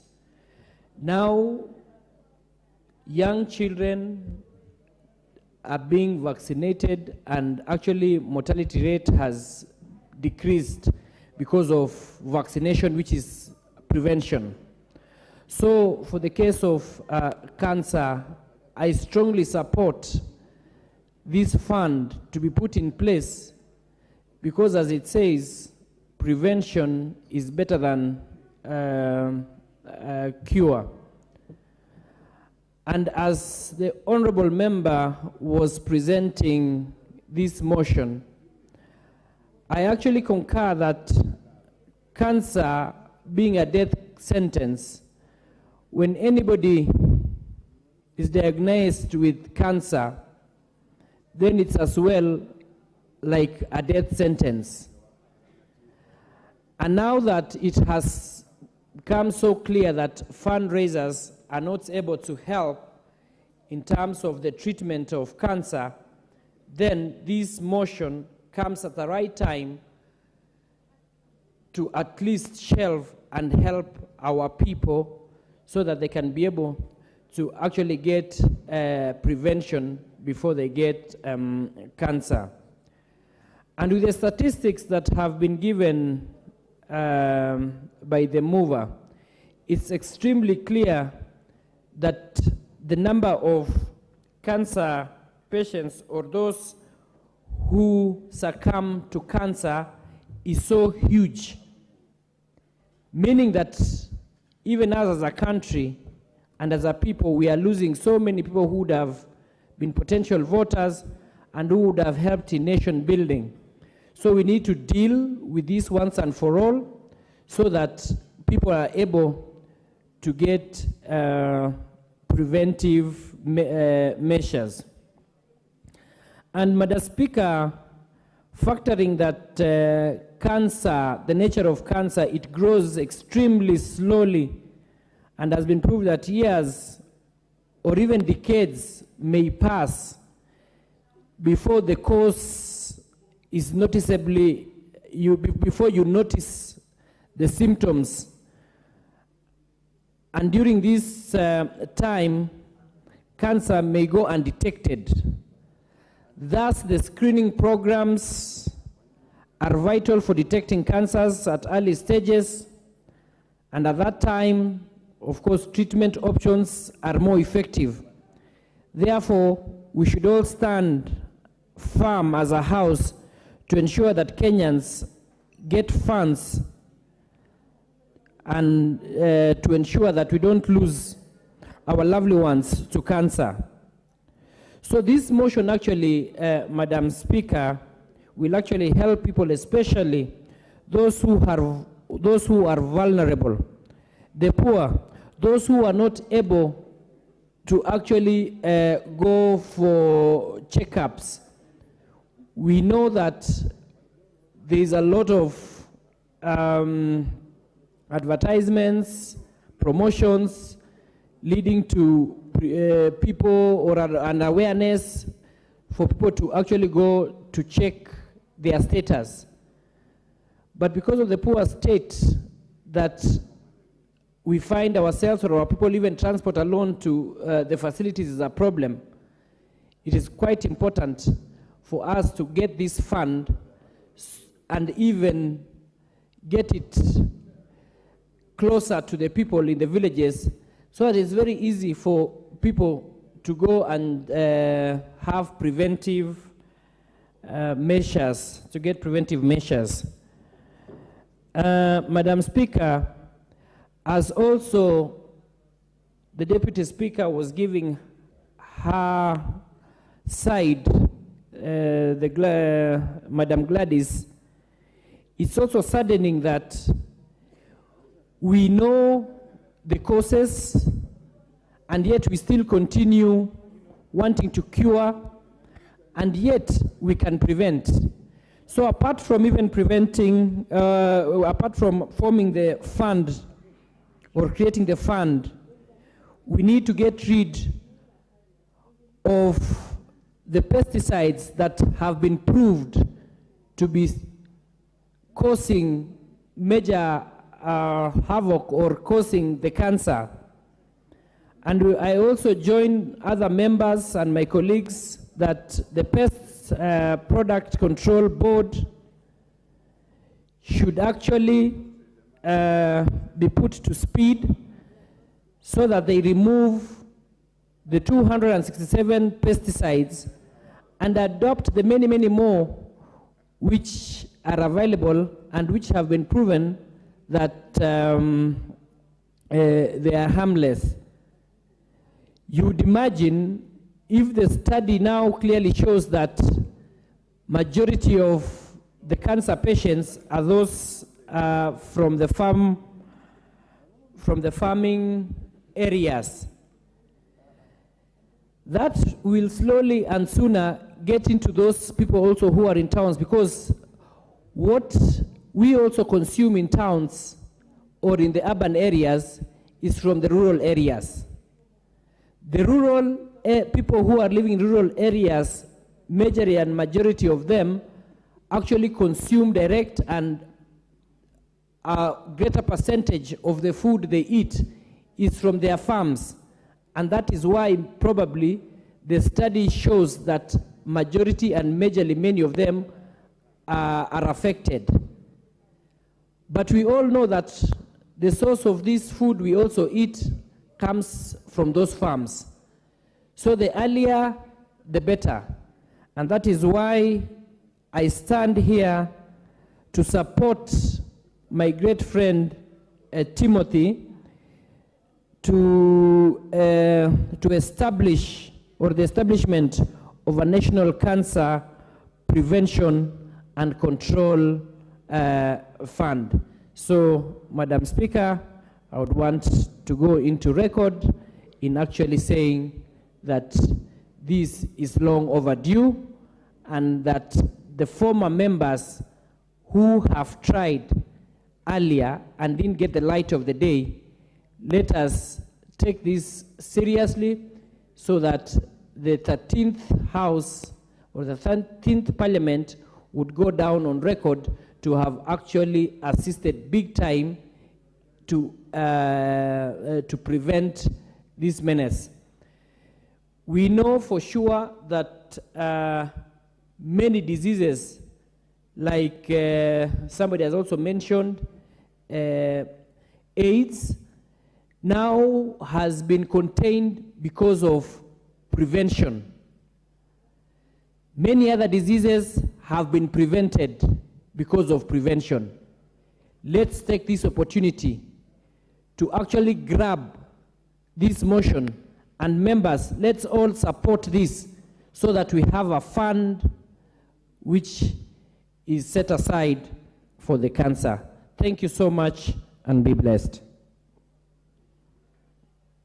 Thank you very much. The Honorable Charles Ngusia, member for Mwingi West. Thank you, Madam Speaker, for giving me this opportunity to contribute and to add my notes on the same motion. I will start thanking my colleague and my good friend, Timothy Torotich, for bringing this motion to the floor of the House. And in fact, it has invoked a lot of issues concerning cancer and cancer management in this country. Madam Speaker, I will begin by noting that cancer is an illness or a disease that is usually associated with physical, social, emotional, and financial ramifications for people who are affected, even to the families who are affected by cancer. And when you hear of cancer, you think of patients who actually fear of death. They fear disfigurement, abandonment, financial hardships, and all those sorts of negativity associated with these diseases, Madam Speaker. And that is why it is very important to debate on this matter and collectively institute establishment of this fund, Madam Speaker. Because I believe that majority of the issues we have been raising here, sometimes cancer is caused by lifestyle. And when I listened to our Deputy Speaker here, it invoked in my mind that we are the architect of our own miseries sometimes. Because if something has been done by the Western world, and whatever she petitioned, and it is still existing, Madam Speaker, we should have done away with those carcinogenic products long time ago. And we need to support that eradication, doing away with that thing. Madam Speaker, establishment of this fund through the National Cancer Institute of Kenya, number one, will help the country in collection, analyzation, and also dissemination of data regarding the cancer issues affecting our country, Madam Speaker. I note with concern that most of us, even we don't have data, how many patients we have buried through cancer disease. We don't even have data or information on prevention, diagnosis, and treatment of the same, Madam Speaker. So by establishing this fund, we'll empower these institutions and NGOs which have been really keen on doing away with cancer in our country. Madam Speaker, every time we do fundraisings on weekly, daily, and monthly basis, and majority of the families undergo through financial distress and even physical stress. And because the government doesn't have a consolidated fund on the same, Madam Speaker. So this one is going to help family overcome challenges and financial hardships we have been experiencing. And they always say prevention is better than cure. Majority of the people, they perish because of lack of information. By establishing this fund, it will ensure we have cancer counseling centers, and we can have a regular visit of anybody suspecting he or she has got cancer effects, or rather cancer causing kind of effects, Madam Speaker. So I am supporting this, And we have seen so many Kenyans going to Ahmedabad, that is India, seeking for treatment of cancer. And India has really enjoyed in terms of this because they have adequate facilities and personnel to handle cancer. And one of the cities which is really surviving because of medical issues is Ahmedabad. So by establishing this fund, we'll make sure we have enough researchers who can establish cancer treatment centers. Hence, it will promote what we call medical tourism in our country, and that will be an added advantage of the same. Madam Speaker, also, this is going to create employment in our economy when we do all these things, and we will invest in research, and many of our people who are even unemployed will venture into issues of medical, and it will be very important for us to do a lot of research on these cancer issues, Madam Speaker. I don't want to labor a lot because my colleagues also want to speak on the same.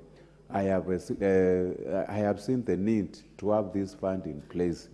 And it is important for National Cancer Institute of Kenya to make sure their availability and also their presence is felt across our country. So far, we have an institution, but majority of our patients who are going through this kind of mental, or rather experiencing this disease, they don't even know whether we have got this institute existing in our country. So with those few remarks, Madam Speaker, I support. Thank you.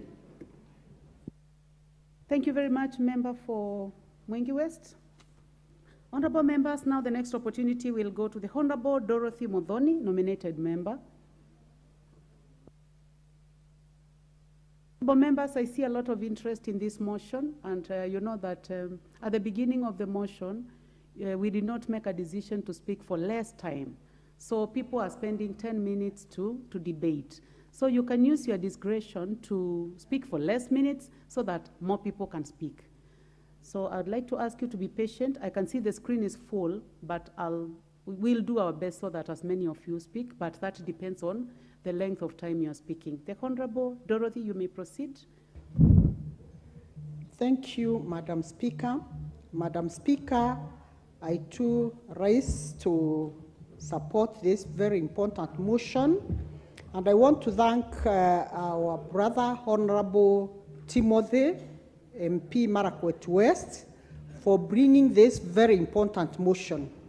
Madam Speaker, it is important for all of us to note that cancer is a monster that is feared.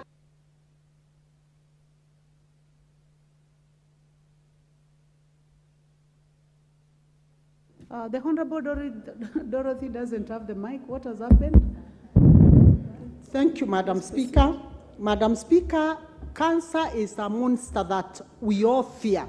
Madam Speaker, the worst and the most disheartening news that each one of us ever gets, it's when you go to a hospital and the doctor says, I want to test whether you have cancer.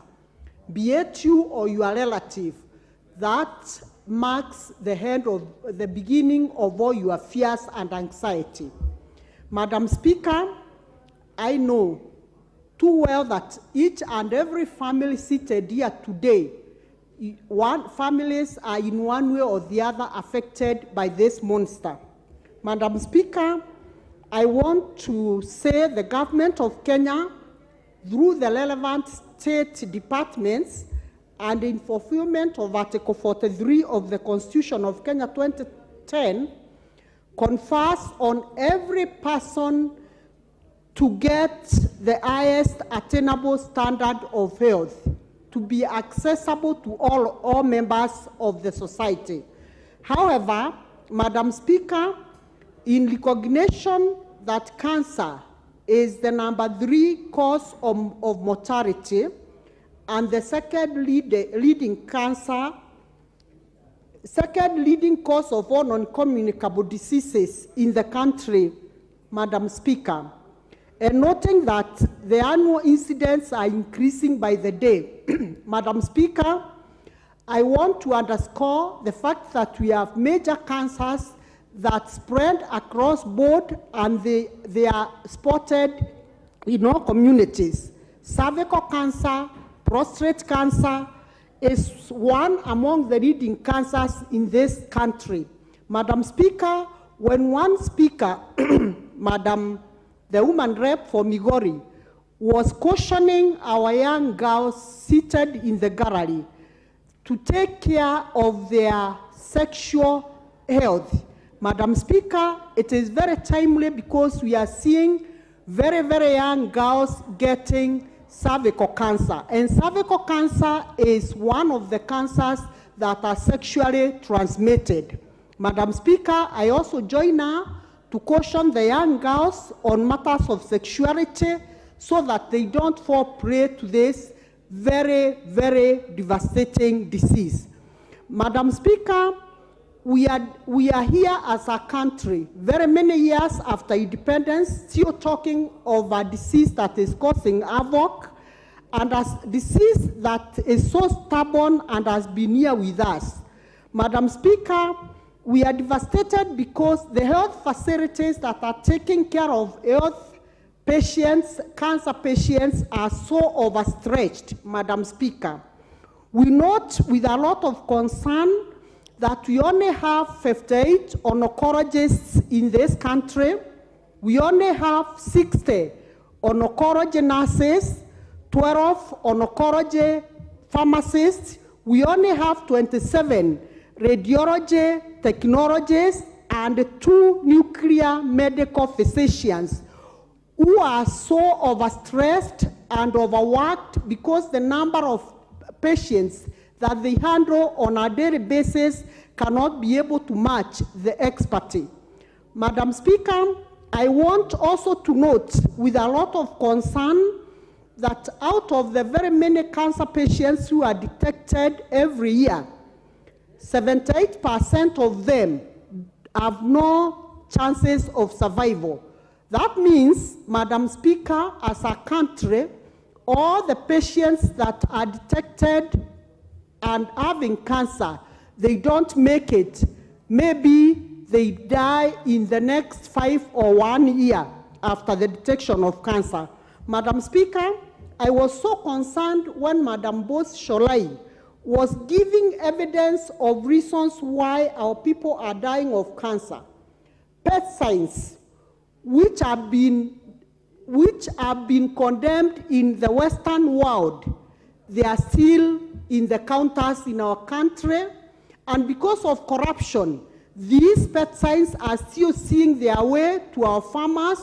We are still buying the products which have been sprayed using these pesticides, and Madam Speaker, this exposes all of us to the dangers of cancer. Because, Madam Speaker, when you visit a market, whether it's groceries, whether it's a fruit market, wherever you go, you don't inquire which pesticides are being used to spray those vegetables that you are buying. Madam Speaker, it is the high time that as a country we join forces together and walk the talk of ensuring that if something is condemned, we all rise up and condemn and urge the government to ensure that the 257 condemned pesticides are out of our shelves as early as tomorrow.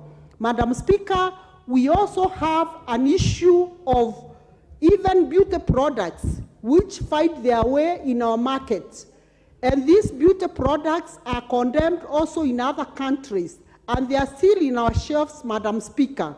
And all these products, because the effects of cancer is never realized in a day.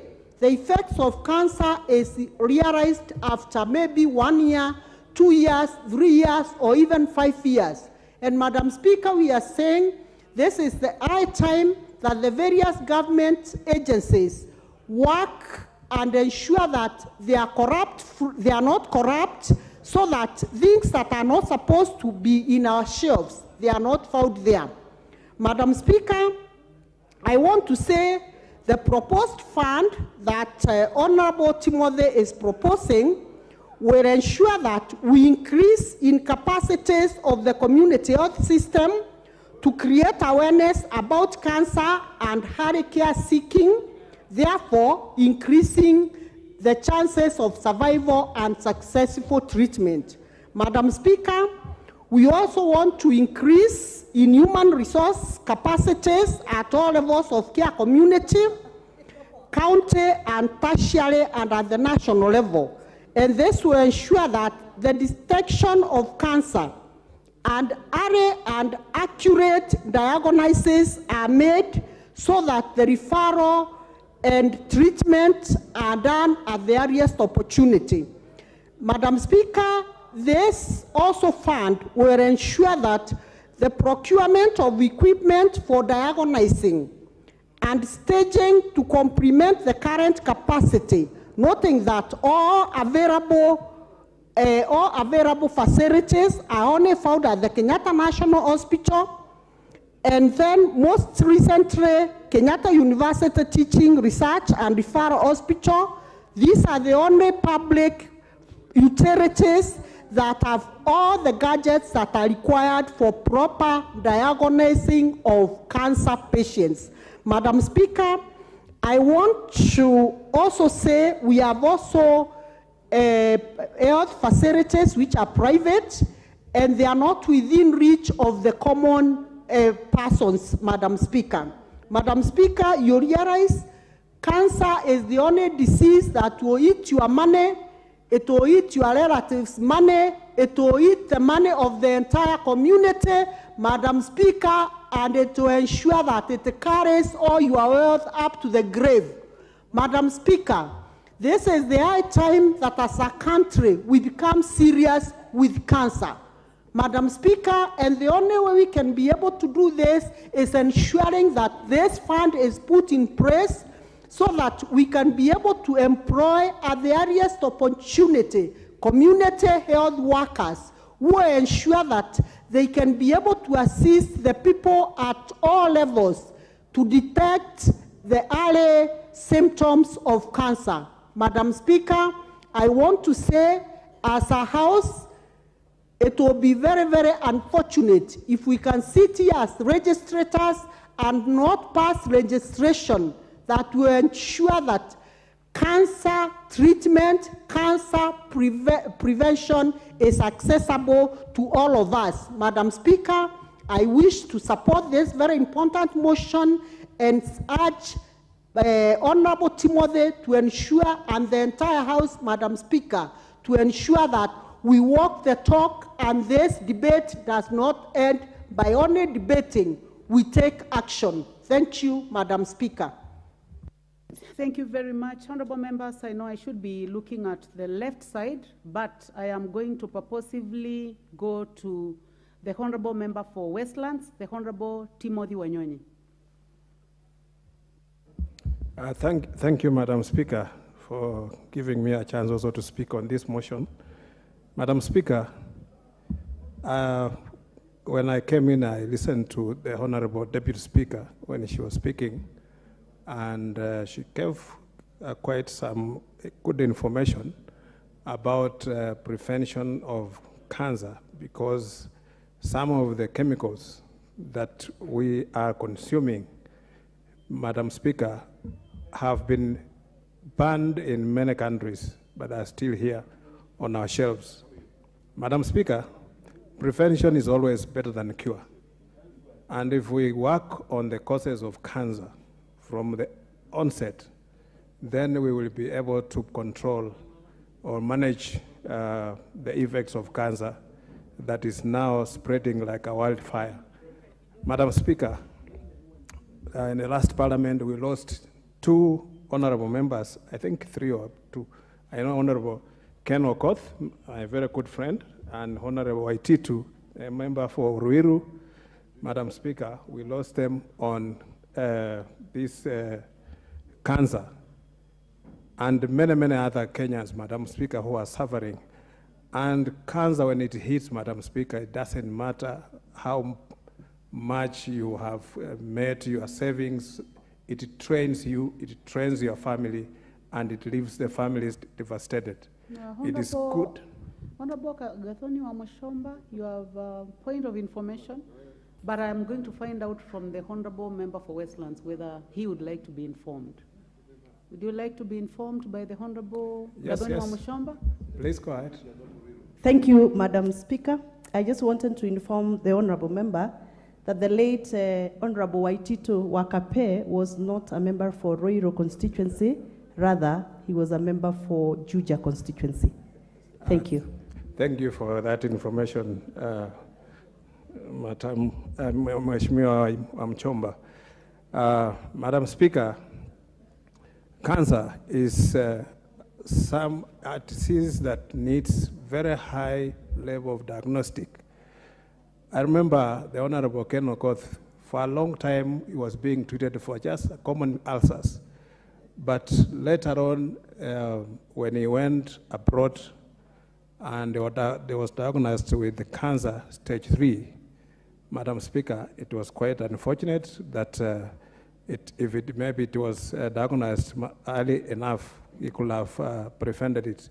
So sometimes even the diagnostic is also something that we must work on, because many times people end up being treated for a different thing, and yet it is a different disease that is hidden within the body. Madam Speaker, we must also look at some of the things we allow in our country. We import some things, and including so many things, not just that are the things that are consumed, but even things that are used commonly. We find that things that are they are bringing very close to us and are causing cancer, even in the villages where you could not imagine that we can have such a disease, Madam Speaker. We have seen chemicals used in the farming, and some of them which have been banned in all over the world, but they are still here. Madam Speaker, we must look at it carefully, and we must also, the people who are responsible for controlling these things, Madam Speaker, they must be serious, because some of them overlook and allow some of these dangerous things to get into our system, and they come and infect us.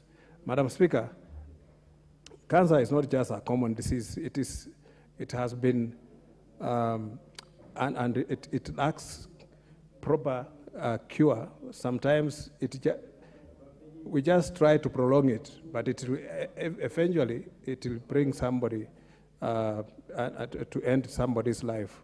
So we must seriously, as a country, start working on prevention and make sure that the causes of cancer are totally minimized or eliminated altogether, so that we prevent, we protect our populations and most of our people from getting these infections, Madam Speaker. Thank you, Madam Speaker, and I want to congratulate Honorable Toritich for bringing this, and the fund for this, establishing a fund for cancer, Madam Speaker, it will be a good thing if the government can do that, because this will also help people who are being trained or who are taken out of the country, and we go and spend a lot of money. But if we have even investment in the country and have more facilities also dealing with cancer, especially if we can have it at least at every county level, then it will be able for people to access treatment quickly and to be very near and accessible to them.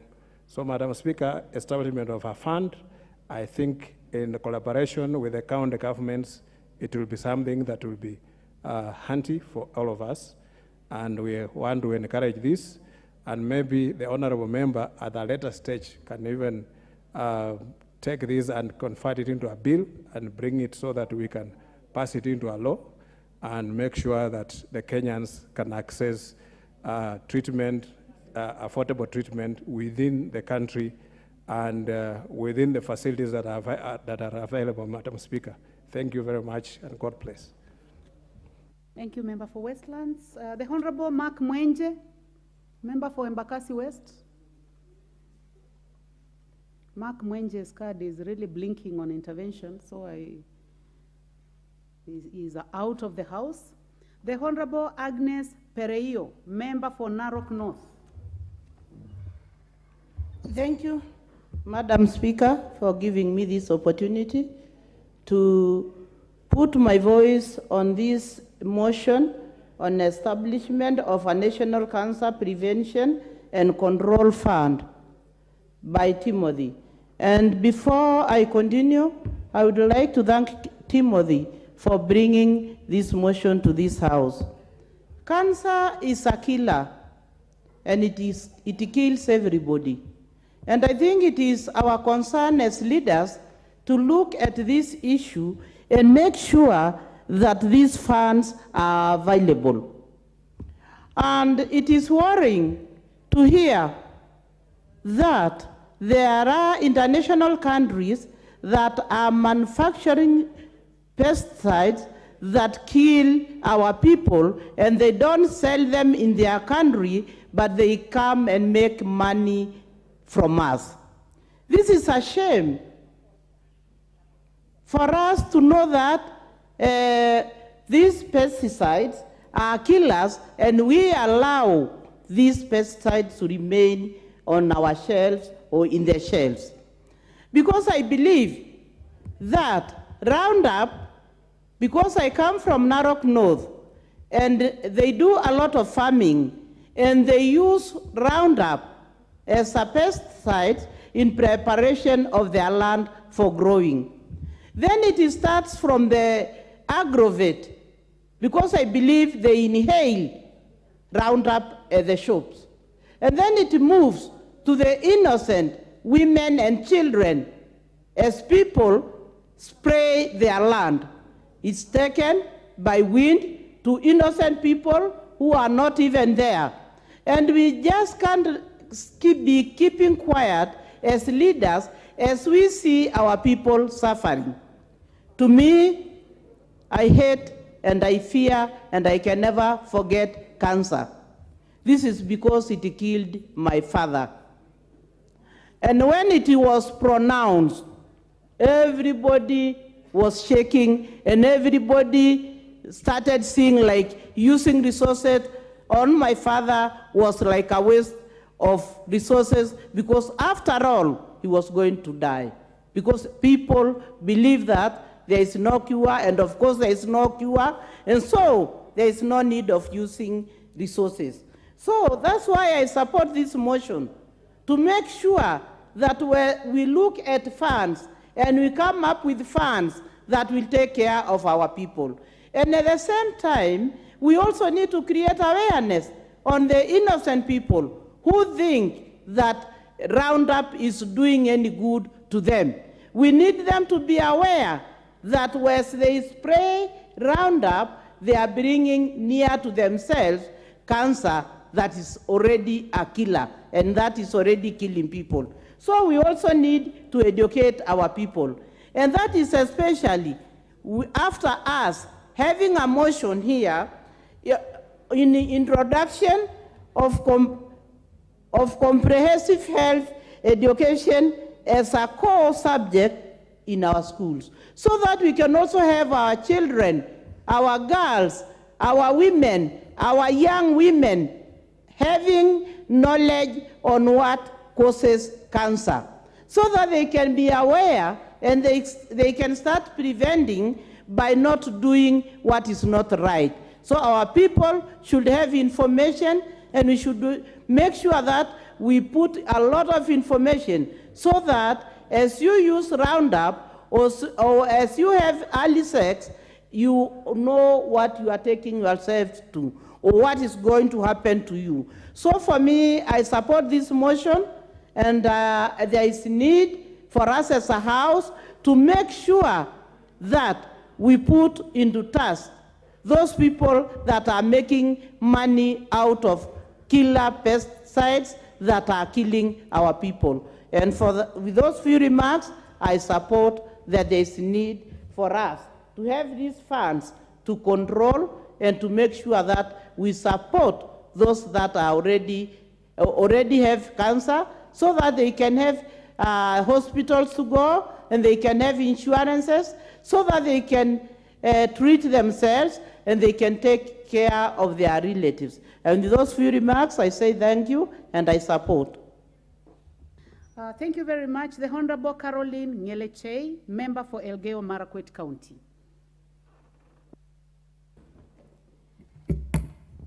Thank you, Madam Speaker. And I rise to support the motion on establishment of a National Cancer Prevention and Control Fund by Honorable Timothy Toroitich, my MP, the MP for Marakwet West.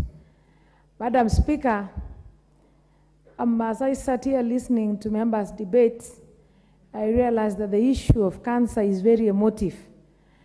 But then, Honorable Speaker, I think we should focus now more on the discussion on the funds of that as per the motion. Madam Speaker, and I'll choose to stick and discuss on the funds to control and prevent cancer. Madam Speaker, as a country, I think not enough focus, or we've never given attention to the killer disease that is cancer. Madam Speaker, we have so many people nowadays in Kenya suffering from cancer than even malaria. But then, Honorable Speaker, the government, there are funds allocated to malaria. There are funds, even when we got COVID, funds were allocated and vaccines were free. We have donors giving ARVs, antiretroviral medicine. We have others even helping us to control births by giving us pills.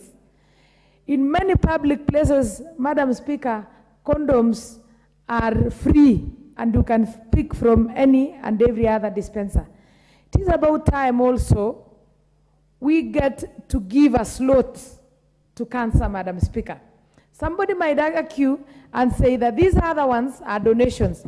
But then for the government, if there is no one who is interested to give a donation, or if there is no one who is interested in funding this one, the government of Kenya should actually pick it up and ensure that we do something about cancer. Madam Speaker, cancer, I think, has affected almost every and other family. I lost my father 2 years ago, and my grandfather at the same time to cancer. I understand the plight that families go through when they have cancer patients.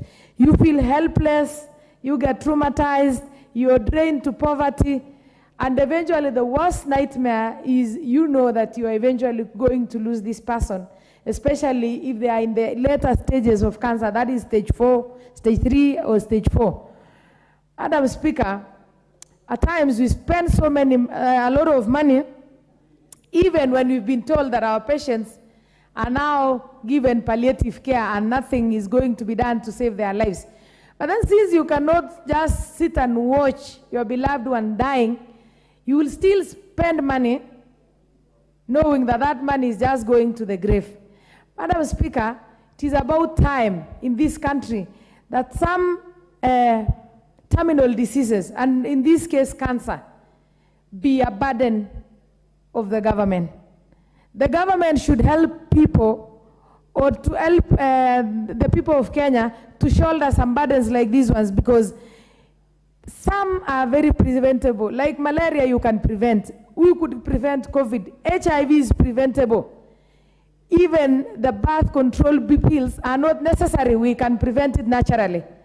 But for the case of cancer, that is something that we don't even know when we have it. And we work with it for several years, several months before it is discovered, and we are now told that there is nothing that can be done about it. Madam Speaker, we are to collect the resources used by individual people in Kenya to take care of their loved ones, to treat their loved ones, to offer palliative care to their loved ones. It is a huge amount of money that can even run the economy of this country. Madam Speaker, some people who have means, or also who don't have, but they still need to have their loved ones alive, fundraise, contribute, sell property, and even travel to China. They travel to India. They travel to the UK and to the US. The worst thing at times, Madam Speaker, is when you are in those countries, they never tell you that this person is not going to survive. They milk you to zero. They drain you to zero. And you will come back maybe with somebody who is not alive. You might come back with somebody who is dead. Even the expenditure of having a dependent there is not easy. As we speak, Madam Speaker, I have my friend hospitalized in India. His name is Jude. Being treated of the same, being treated of cancer. It is not cheap. He's been there 3 times. It is not cheap. He's taken loans. He's done all he can. Madam Speaker, some of those expenses can be made cheaper if the country, if as parliamentarians or as Kenyans, we set even aside one hospital that will deal exclusively with cancer. We have so many private hospitals around. We have even those who have palliative care. And you find, Madam Speaker, even when somebody is on palliative care, maybe they still do chemotherapy or radiotherapy for maybe 35,000 shillings per session, 40,000 shillings per session. This person needs other drugs. So you're just paying knowing that I'm not going to have this person again. Madam Speaker, I support this motion by Honorable Timothy, and I want to thank my MP for coming up with this motion. I want to support and say that it's about time, Madam Speaker, we treat this pandemic called cancer. We give it attention it requires. We give it the resources required. Madam Speaker, when people go out of the country to get treated for cancer, they come and tell us that the technology outside there is way superior than what we have inside, within Kenya. And it leaves me asking myself, can the government even allocate us one center fully equipped with modern equipments so that some of those people who have average earners, so that even if we fundraise for a patient or we fundraise for someone, we don't have to incur money on air tickets, on hotels outside the country. So, Madam Speaker, I want to support this motion, and I want to urge each and every member here. It is too unfortunate that when we are discussing such sensitive issues like these ones, it doesn't give much attraction to many members. But to me, this is what has made me sit here from morning, Madam Speaker, as I waited to be given an opportunity to contribute, because I know this is what is affecting each and every person, and it is draining us financially. I beg to support the motion, Madam Speaker. Thank you. Thank you very much, Member for Elgeyo Marakwet. Honorable Member, just to inform you, is that the screen is full. Many people are interested in talking about this, and thank you very much for debating very well. Honorable members, before we go to the next person, the next honorable member to speak, I would like to recognize the presence of students seated in the speakers gallery from Merera High School, Naivasha constituency, Naivasha County. You are welcome to the National Assembly to observe the proceedings of the House. Honorable members, the next opportunity goes to the Honorable Beatrice Elachi, member for Dagoretti North. Thank you, Madam Speaker. Madam Speaker, I also rise to thank Timothy, for indeed giving us this motion. That is a motion that I know many Kenyans, wherever they are watching and asking, are we going to come up with something that can save the challenges that many families have gone through, Madam Speaker? As we also know that this is a disease, a demon that has made many families very poor. Madam Speaker, in this House, we lost the governor, the late Joyce Laboso. Just a few days ago was her memorial. We lost honorable members. Through COVID, many people succumbed because of COVID, and they had cancer. They just went. We lost so many doctors. We have lost so many families. Today I have so many families, Madam Speaker, in Dagoretti North.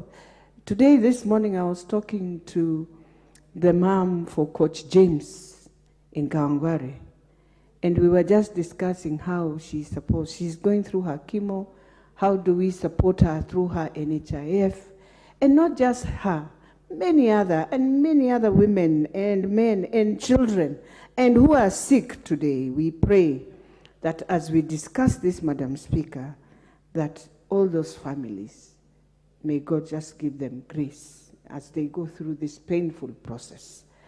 I want to thank Madam Speaker, our Deputy Speaker. She started by just telling us about how, and this is something that in our country we have entertained. I don't know how we entertain, how we just move on. We entertain when we have our own in offices who have just decided to ignore some of the things that we are saying, even in this house. Madam Speaker, when you look at the pesticides that have been banned in Europe, and you might be surprised they are in our shelves in Kenya, you will be surprised that they are numbers and numbers. I am hoping in Kenya right now, Asafet is out of the shelf. I am hoping, Madam Speaker, Aldrin is out of the shelf. Dinosebe is out of the shelf. Madam Speaker, Aldrin is out of the shelf. Benson is out of the shelf. Calcium cyanide is out of the shelf. Edrin is out of the shelf. Menazone is out of the shelf. Nitrofen is out of the shelf. Sodium methane is out of the shelf, and many, many others, Madam Speaker. When you name them, you walk into any of those local vet kiosks that we have. Madam Speaker, you'll be surprised. One of these is somewhere. And our farmers are helpless because they don't know. And here we are talking to an authority, a body that is supposed to look at all these things, and we are saying we are safe. Madam Speaker, cancer arrived in our country as a silent killer when those who are doing pesticides were now making money. Today, where we are talking, every Kenyan you'll hear when you go to hospital, Madam Speaker, they have inflammation, they have this, they have this. As you move from inflammation, your parent, your mother, your father, your relative, at the next, because you cannot diagnose and understand, next thing she will be in stage 3 cancer, stage 4 cancer, H. pylori every day because of water. People are just in hospital, Madam Speaker, every day a kit of H. pylori, a kit of H. pylori. We are forgetting it just moves and becomes that silent killer.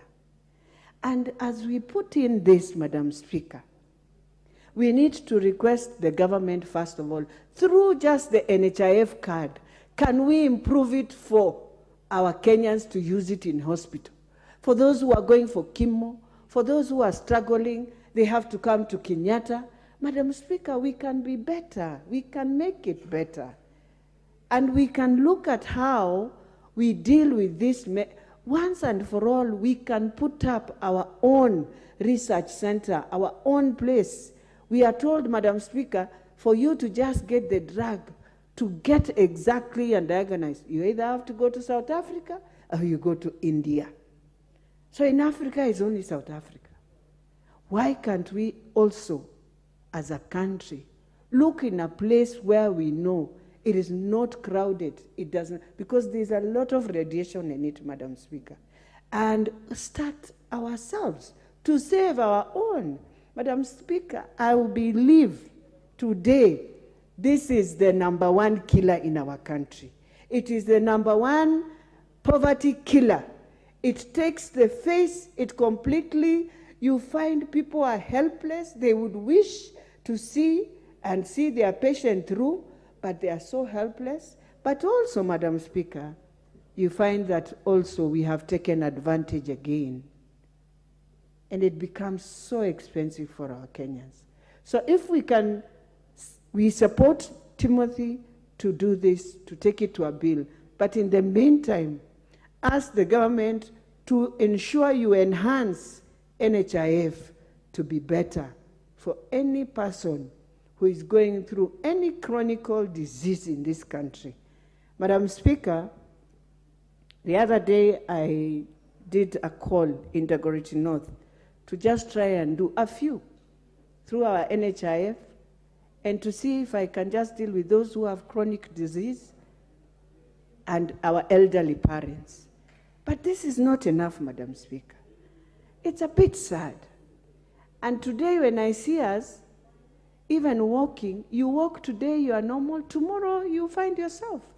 But also, Madam Speaker, I want to plead with those who have the insurances, even our own insurance. Madam Speaker, you can go even 10 times.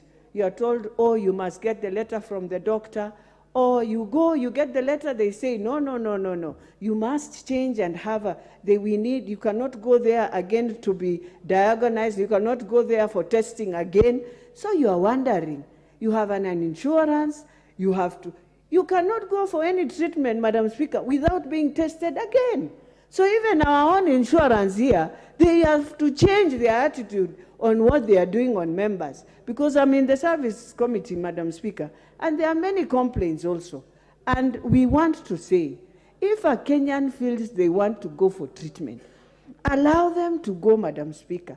This thing of taking, you remember, Madam Speaker, a few months ago, there was a motion they were trying to push that you have to go through the ministry, and we refused in this house. We said, by the time you are going all over the ministry to sign off somebody to go for treatment, that person will be no more.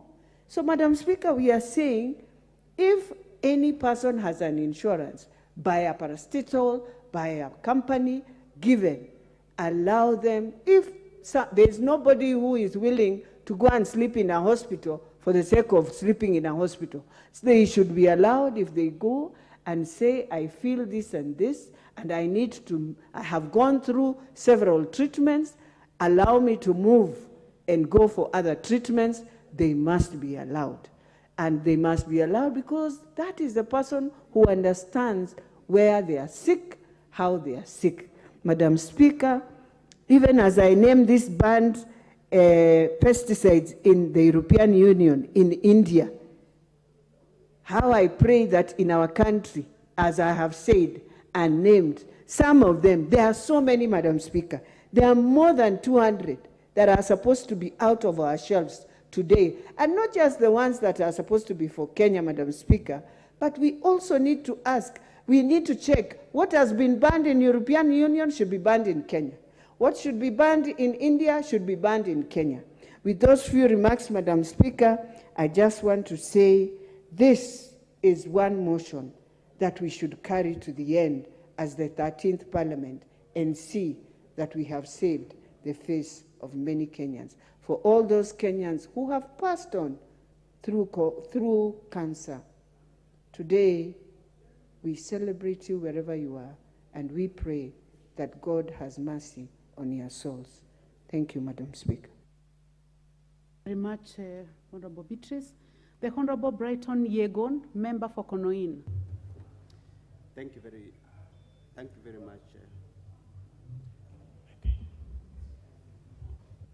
Thank you very much, Madam Speaker, for allowing me to contribute to this motion of establishment of National Cancer Prevention and Control Fund by Honorable Timothy Toroitich.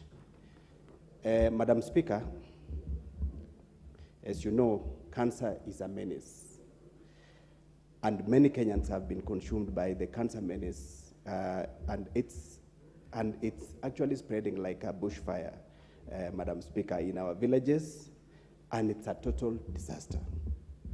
Families have been drained of their resources due to huge budgets required to treat cancer and even the other terminal diseases. Even as we talk about cancer, there are also other terminal diseases that are draining resources of our people, especially the kidney dialysis HIV and AIDS, diabetes, among others. Madam Speaker, fundraising to mobilize for funds has drained the community of the resources, and also many families have sold all their land, all their investments, all their hard-hand resources to actually try and fund the treatment of this terminal illness. Madam Speaker, the causes of these diseases, it's suspected that one of them is lifestyle, the other one is pesticide that we use as some of the causes of this particular disease. However, the main cause of cancer is still a mystery. And we are only told that early detection of this particular disease can actually be, actually you can treat a disease that this disease, if it's earlier detected. The government should put in place relevant equipment, relevant infrastructure, sensitization, human resource capacity to handle early detection and therefore the ultimate treatment of this particular disease. Madam Speaker, the state should come on and handle the bills under the National Care or National Cancer Prevention and Control Fund, so as to promote prevention, to promote control, and to promote treatment of the cancer in our country. And in these few remarks, Madam Speaker, I support. Much Honorable Brayton. The Honorable Catherine Omanyo, member for Busia County. Thank you, Madam Speaker. I rise to support this motion and thank my dear colleague for even making this come at this time. If you look at the temperature of the nation, these are things that members of parliament should be discussing, because we will be judged by the altar of public opinion if we just came here and sat, enjoyed our salaries, and went home. Looking at how the European nations have been dumping toxic wastes in Africa and bringing, making sure that they hold some of the top people in government to make sure that their poisonous things that they don't know where to put, they bring in our nations. If you go to shelves in chemists, pharmacists are selling things that in the developed nations have been banned. Why are they bringing them to Africa? If you go to farms today, the farmers are using pesticides that are toxic to our health. And they know very well that our health system is not yet at par as theirs. And if they tried and found out that it is poisonous, why bring it into our nations? We want those people who are supplying these pesticides named and shamed, and if there is a board that has been compromised, that board to be dismantled, because we are talking about people who are endangered. Our people must be protected, and the right people to protect them is this house, this parliament. So those pesticides that Honorable Gladys Cholet has already even detected, put it in writing, knocked doors, said this thing is killing us. She is a very good farmer. I know, and I've witnessed her in her farm busy. So she's not talking out of theory. It is pragmatic.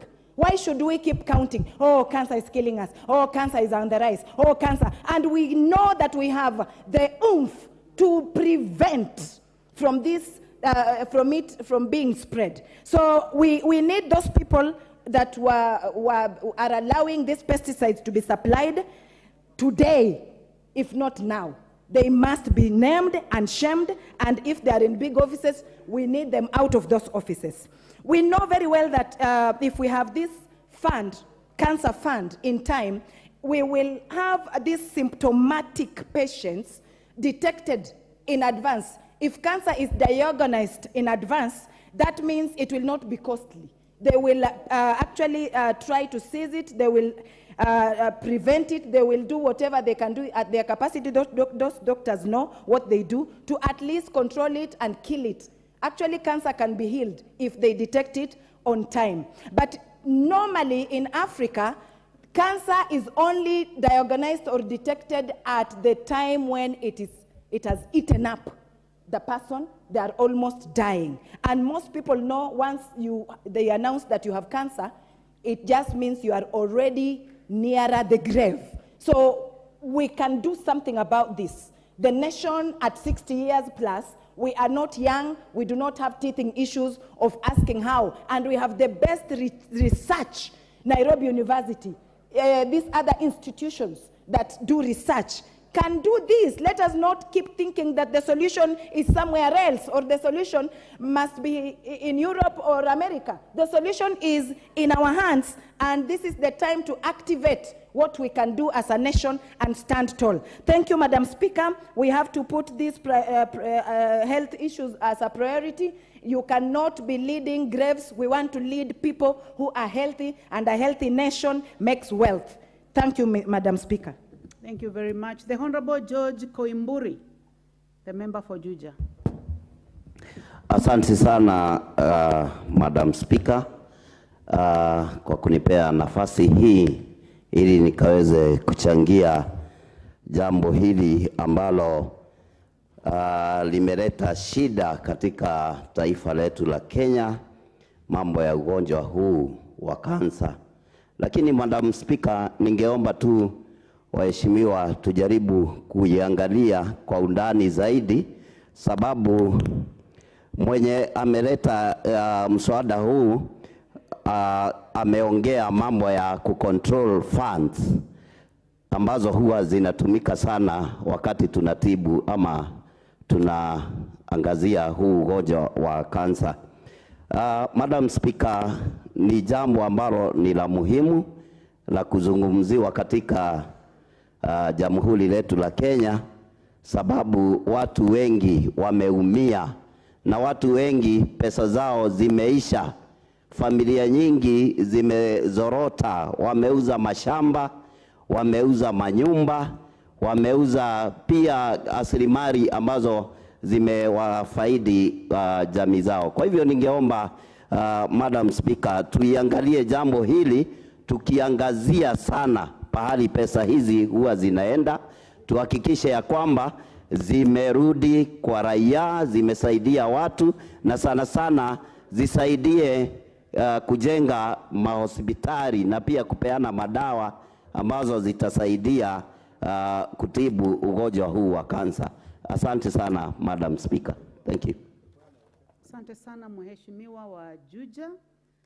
Nafasi inayofuata itaenda kwa mbunge Edith Nyenze, mbunge wa Kitui West. Thank you, Madam Speaker, for giving me this opportunity to also air my views on this motion from our colleague Timothy on the establishment of a National Cancer Prevention and Control Fund to control and prevent cancer in the country. Let me start by saying that this motion is very important, and in fact such a fund shouldn't even find its way in our budget. We should budget for such so that we may help our people, because it's the responsibility of the government to ensure that we have a healthy people, we have a healthy nation. So it's very important to have it in the budget. So keeping a healthy nation will ensure that we are economically stable, that our bodies are healthy, and it will even go a long way in ensuring longevity of our people. So it's a very important motion on prevention and control fund to prevent cancer. I also note that this fund will be very important to educate Kenyans and also make awareness on this disease known as cancer. Actually, it should even be declared as a national health disaster, because my colleagues will bear me witness that every time you are in the constituency, this is one of the diseases which is taking a lot of money and also affecting very poor people who cannot even afford the treatment of the cancer. And therefore, such a fund would also come up with prevention measures and also awareness on how this disease can be controlled, or now this disease can be managed, or now this disease can be controlled.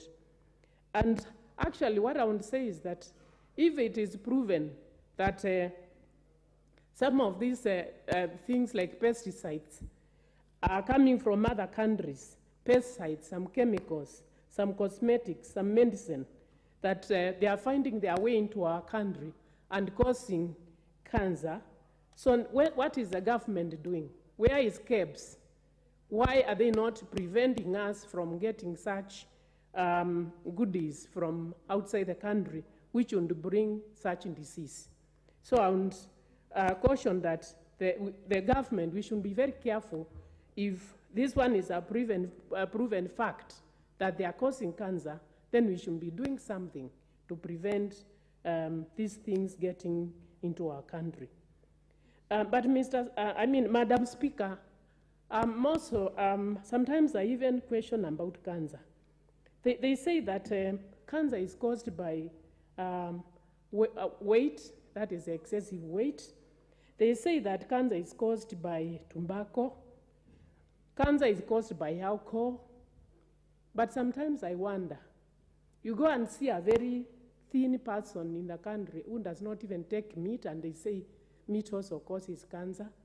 You see someone who is very active in the rural areas, a very poor man, a very poor lady who does not take meat, who does not have excessive weight, someone who does not take alcohol, someone who does not take tobacco, and then they have this cancer. So actually we should come up with some diagnosis to say exactly what causes this disease. Because it's not a disease for the rich, it's not a disease for the poor, it's a disease for all. So when they talk of weight contributing to cancer, I'm not saying it doesn't, but I've seen many people who are not who do not have excessive weight getting cancer, as I've said. So we should come up with some real causes of cancer, some real prevention measures, real awareness to our people so that we can know what to prevent. Because I'm sure, Madam Speaker, that almost everyone of us is affected or affected by this disease in one way or the other, directly or indirectly. So as I've said, I think we should declare this disease as a national health disaster, and then the government should come up with measures in budgeting for this disease. Even Kenyans, we can also contribute to this fund.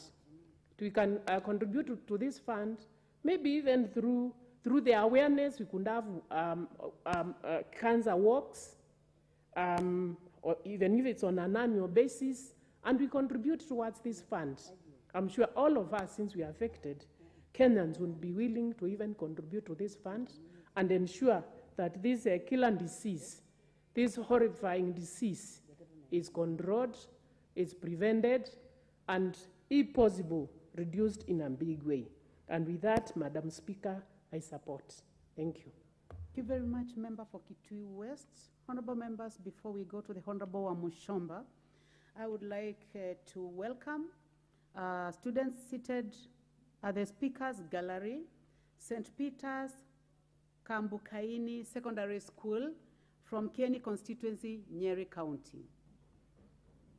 Students, you are welcome to observe proceedings of the House. The Honorable Gathoni Wamushomba, Member for Githunguri. Thank you, Madam Speaker, for giving me an opportunity to surely support this wonderful motion, a meaningful motion on behalf of the great people of Kenya, because cancer has indeed been a menace in our households. Allow me, Madam Speaker, to congratulate the Honorable Member, Honorable Timothy Toroitich, for this wonderful motion.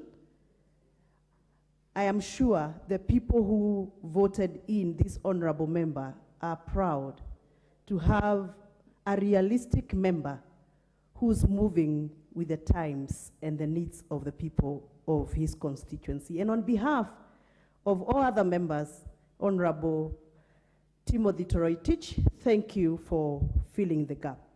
Honorable Speaker, every time I am in my constituency in Githunguri, I receive 10 to 10 cards inviting me for fundraisers, medical related. 50% of the cards that I do receive are cards that are fundraising for the sick, bedridden, hospitalized, dead and not released to bury because of bills associated, and others seeking medication outside the country and they cannot afford the bills they are in. Madam Speaker, every single household in my constituency has such related cases. Families are going bankrupt. Families are selling ancestral land to cater for medication. In my constituency, Madam Speaker, my voters are farmers, and we concentrate on dairy cows. So we use our dairy cows as assets.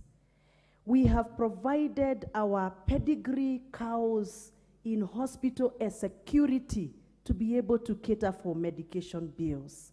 It is so emotionally challenging for a family to give out their cows, their title deeds, their logbooks into hospitals so that they can be able to take care of the ailing kings. Madam Speaker, I am very excited about this idea of establishing a National Cancer Preventive and Control Fund, because without money, any intervention cannot be implemented. But I'm also very, very keen to know, after we debate this motion, and probably we create a fund, do we have a departmental sector within the Ministry of Health that strictly takes care of cancer, diagnostics, investment, and other activities around cancer?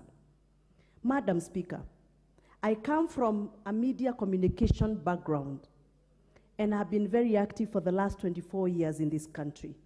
And while I was on radio, I invested almost 50% of my time to speak about malaria control in the late 90s and early 2000, up to about 2006.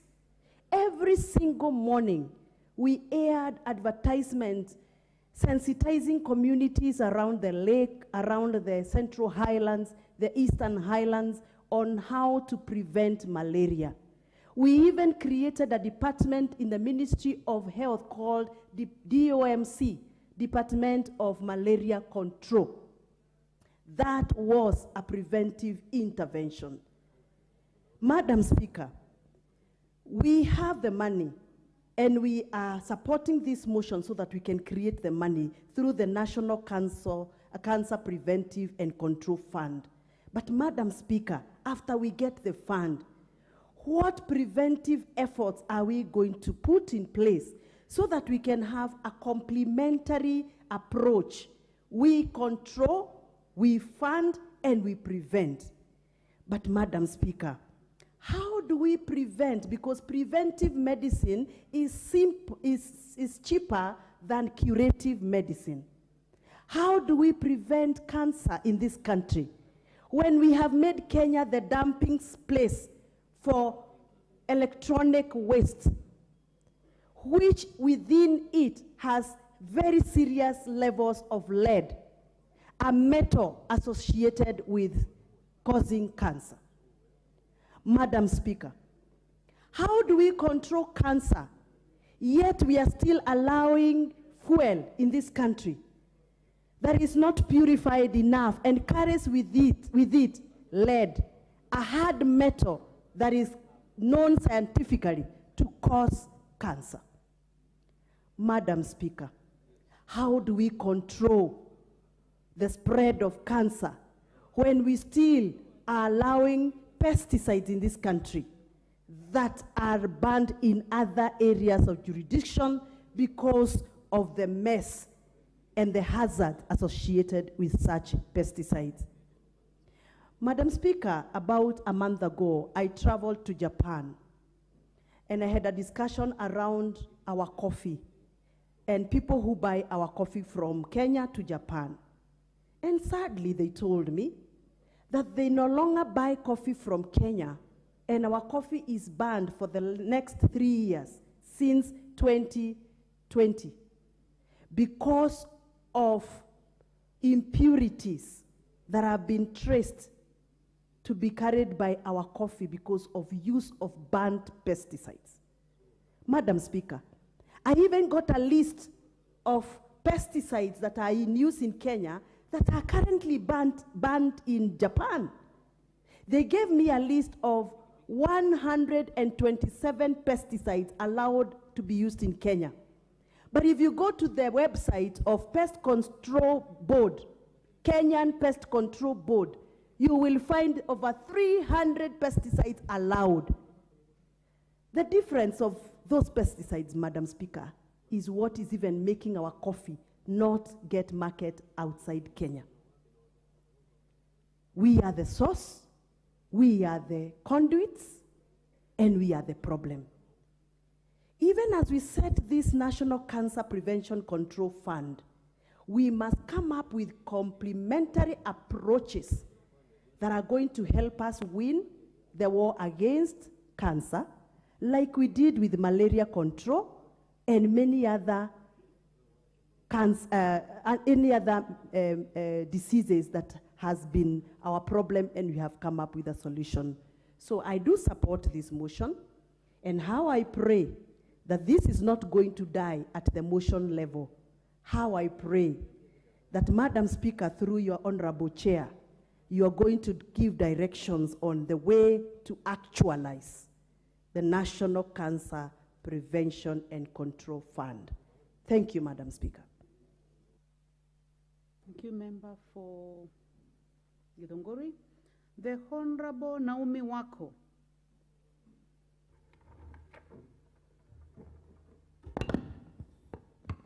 Member for Marsabit County.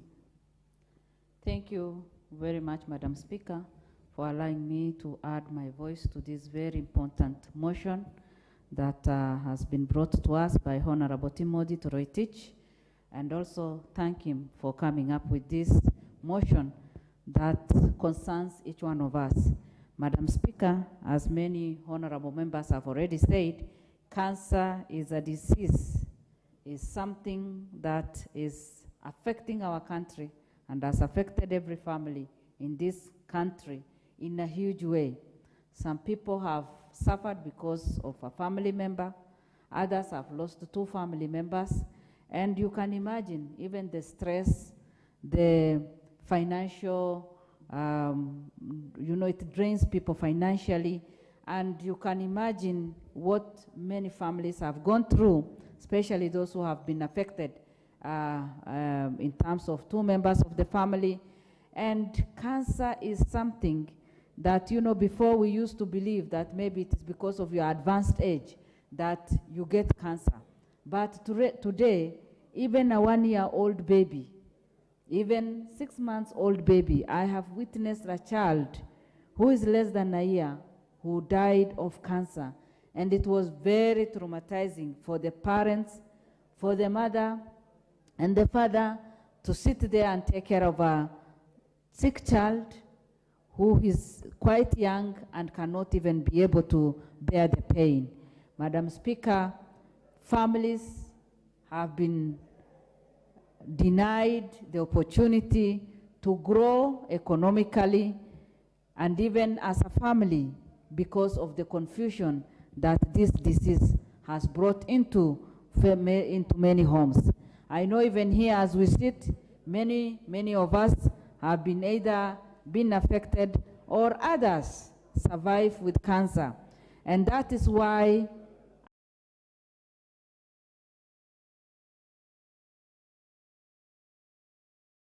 deserves. Cancer, as we all know, is said to be the 3rd. But I think today we can all say that it is the first and the leading cause of death in Kenya. And especially when it comes to the leading different cancer that affect. You can imagine of women that have died or have already been suffering because of cervical cancer. Many women are suffering because of cancer, and many have died because of breast cancer. Many children and grown-ups are suffering because of chronic leukemia. Many are suffering because of stomach cancer, and you can name it.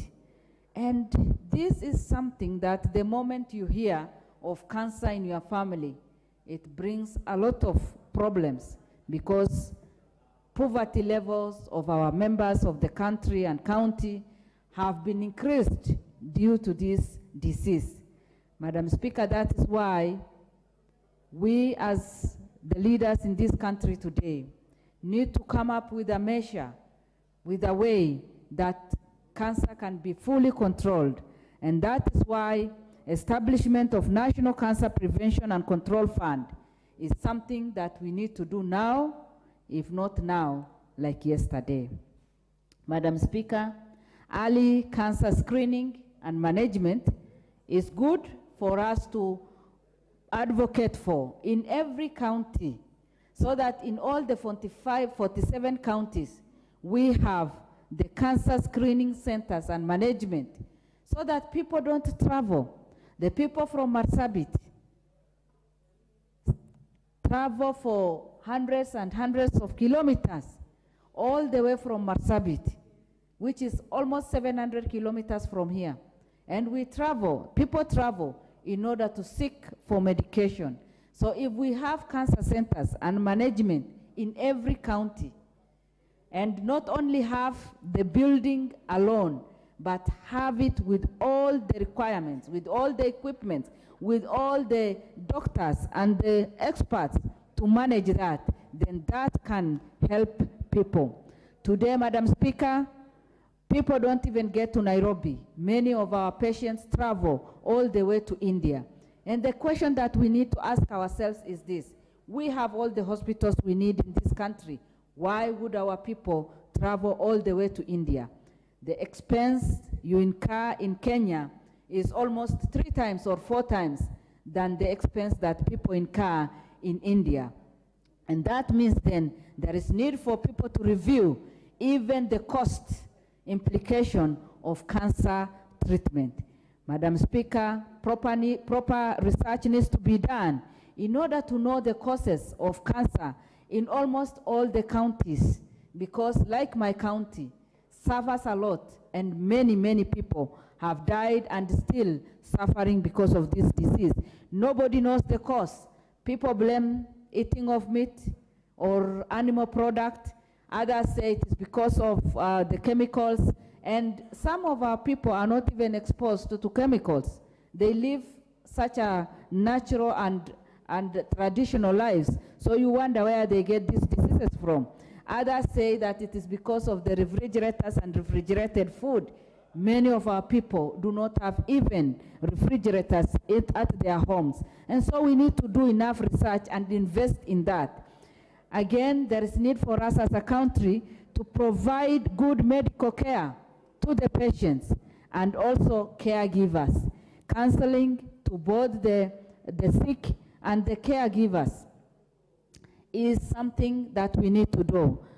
1 year ago, I lost my mom to cancer, and it was very painful to watch her going through the chemo, the pain and the suffering, and it is still very fresh in my mind. It is a disease that I wouldn't want any other Kenyan to die of. It is a disease that I wouldn't want to see any family suffering and trying to manage. Madam Speaker, we need to come up with a way. And also, one of my colleagues has already said that we need to take it as a national disaster. In fact, a disease that takes almost 32,000 or 40,000 people. When the mover was moving, he said about 90,000 to 100,000 people per year that can only be a national disaster. We are losing young, we are losing the old, we are using even the babies, and that is why we are calling upon our nation even to announce this and pronounce this as a national disaster.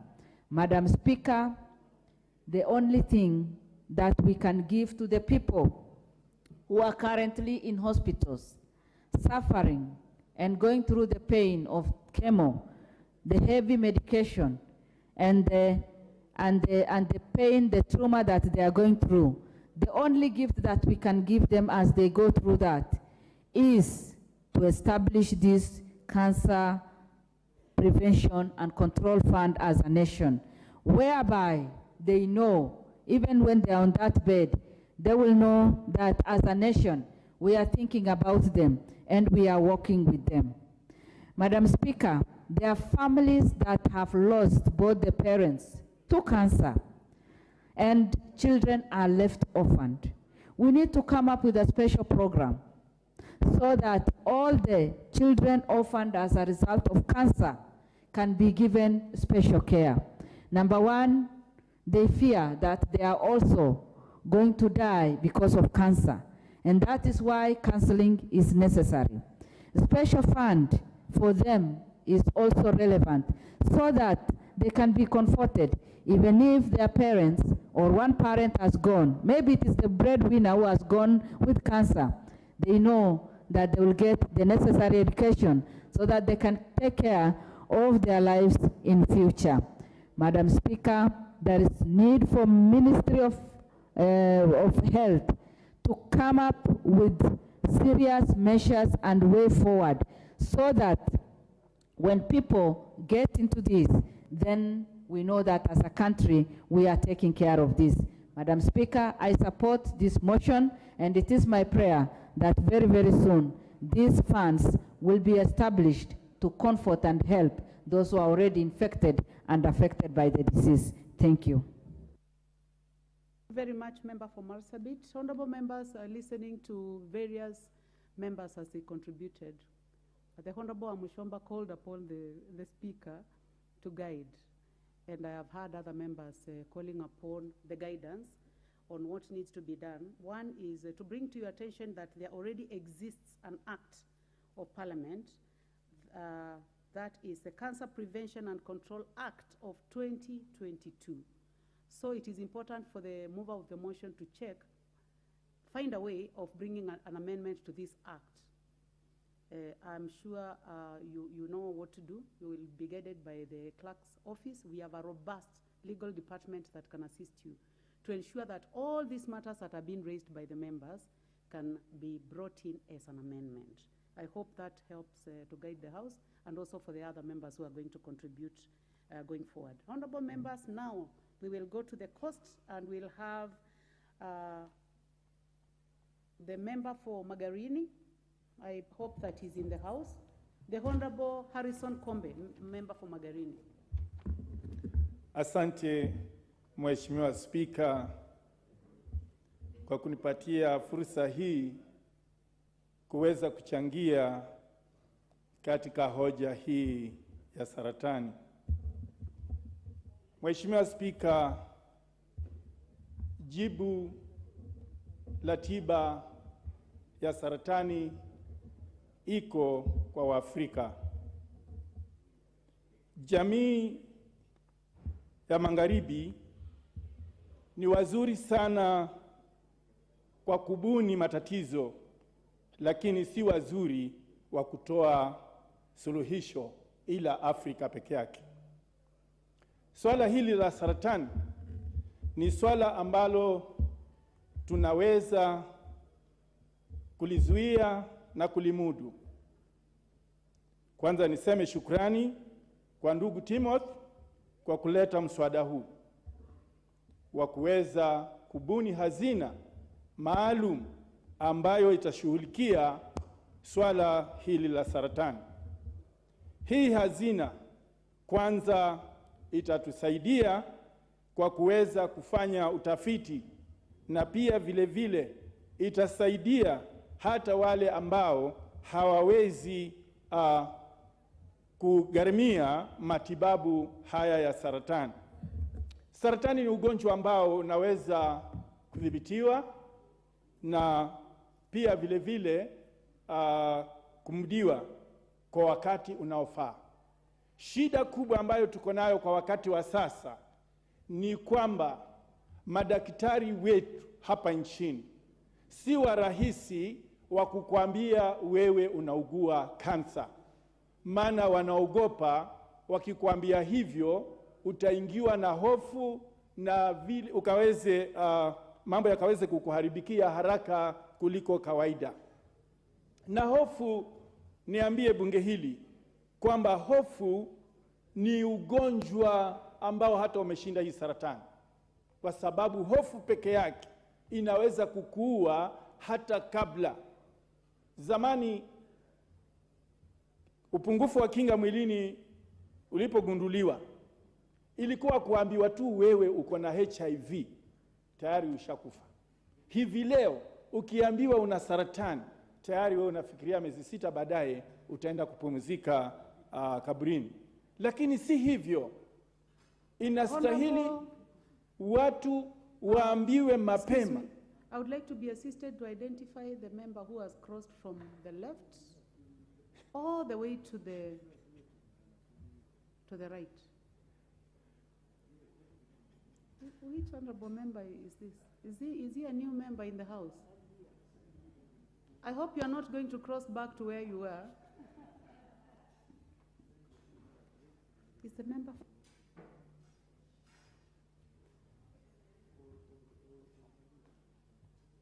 It is unfortunate that the clerk's office is also not able to identify him. But I would like to guide you that if you want to cross, you have to go all the way to the end, bow, and then you cross to the other side. I know that we are still learning, but I encourage you to learn faster. It's 1 year down the line. You may continue, member for Magarini. Asante, Mheshimiwa Spika. Likuwa ninaelezea ile shida ambayo inatukumba. Kwanza, wahusika wenyewe kuenda kufanyiwa utafiti ama kuenda kufanyiwa uchunguzi si wengi wanaojitokeza. Na pia vile vile ni kwa ajili ya hofu ile ambayo imeweza kuwekwa pale. Lakini ukweli ni kwamba tunaweza kuzuia na tunaweza kumudu ugonjwa huu wa saratani. Niseme bunge hili limebahatika kwa sababu tuna ile gym pale mahali kwa mazoezi, kuna ile sehemu ya reflexology. Ni sehemu muhimu ambayo hata kama ugonjwa utakuandama siku chache zijazo, kwa njia ya reflexology unaweza ukajulikana unaenda kuandamwa na ugonjwa gani. Hii saratani ya aina yoyote pia inaweza kugunduliwa hata kama inaanza saa hii kwa kutumia ile njia ya reflexology. Hivyo basi ningeuliza ikiwezekana katika mafunzo ya udaktari ikaweze kujumuisha reflexology, kwa sababu ni kitengo muhimu ambacho kinasaidia kujua magonjwa aina mbalimbali. Reflexology inafanya kazi sawa na ile mashini ya MRI. Hivyo basi ningehimiza wizara husika ikaweze kuona kwamba hili somo linafundishwa katika vyuo vyetu vya udaktari. Hapo tutaweza kusaidia jamii yetu kwa kukinga na pia kudhibiti huu ugonjwa wa saratani.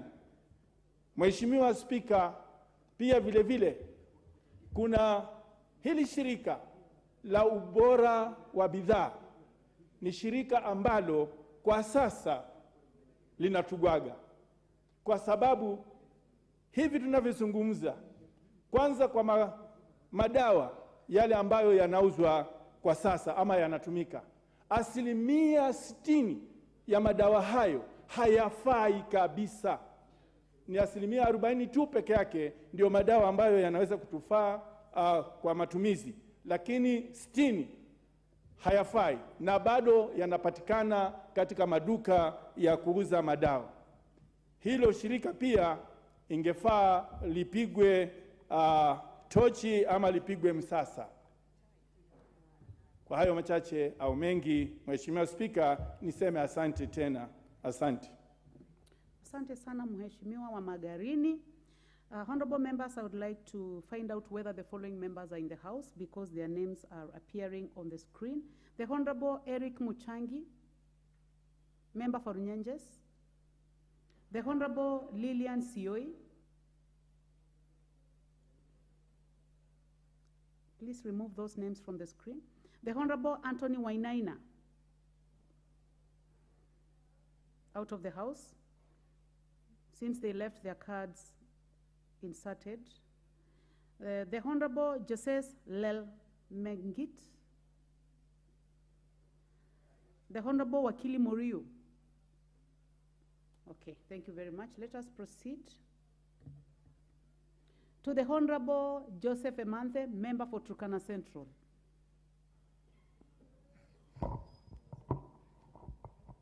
Thank you, Madam Speaker, for this opportunity.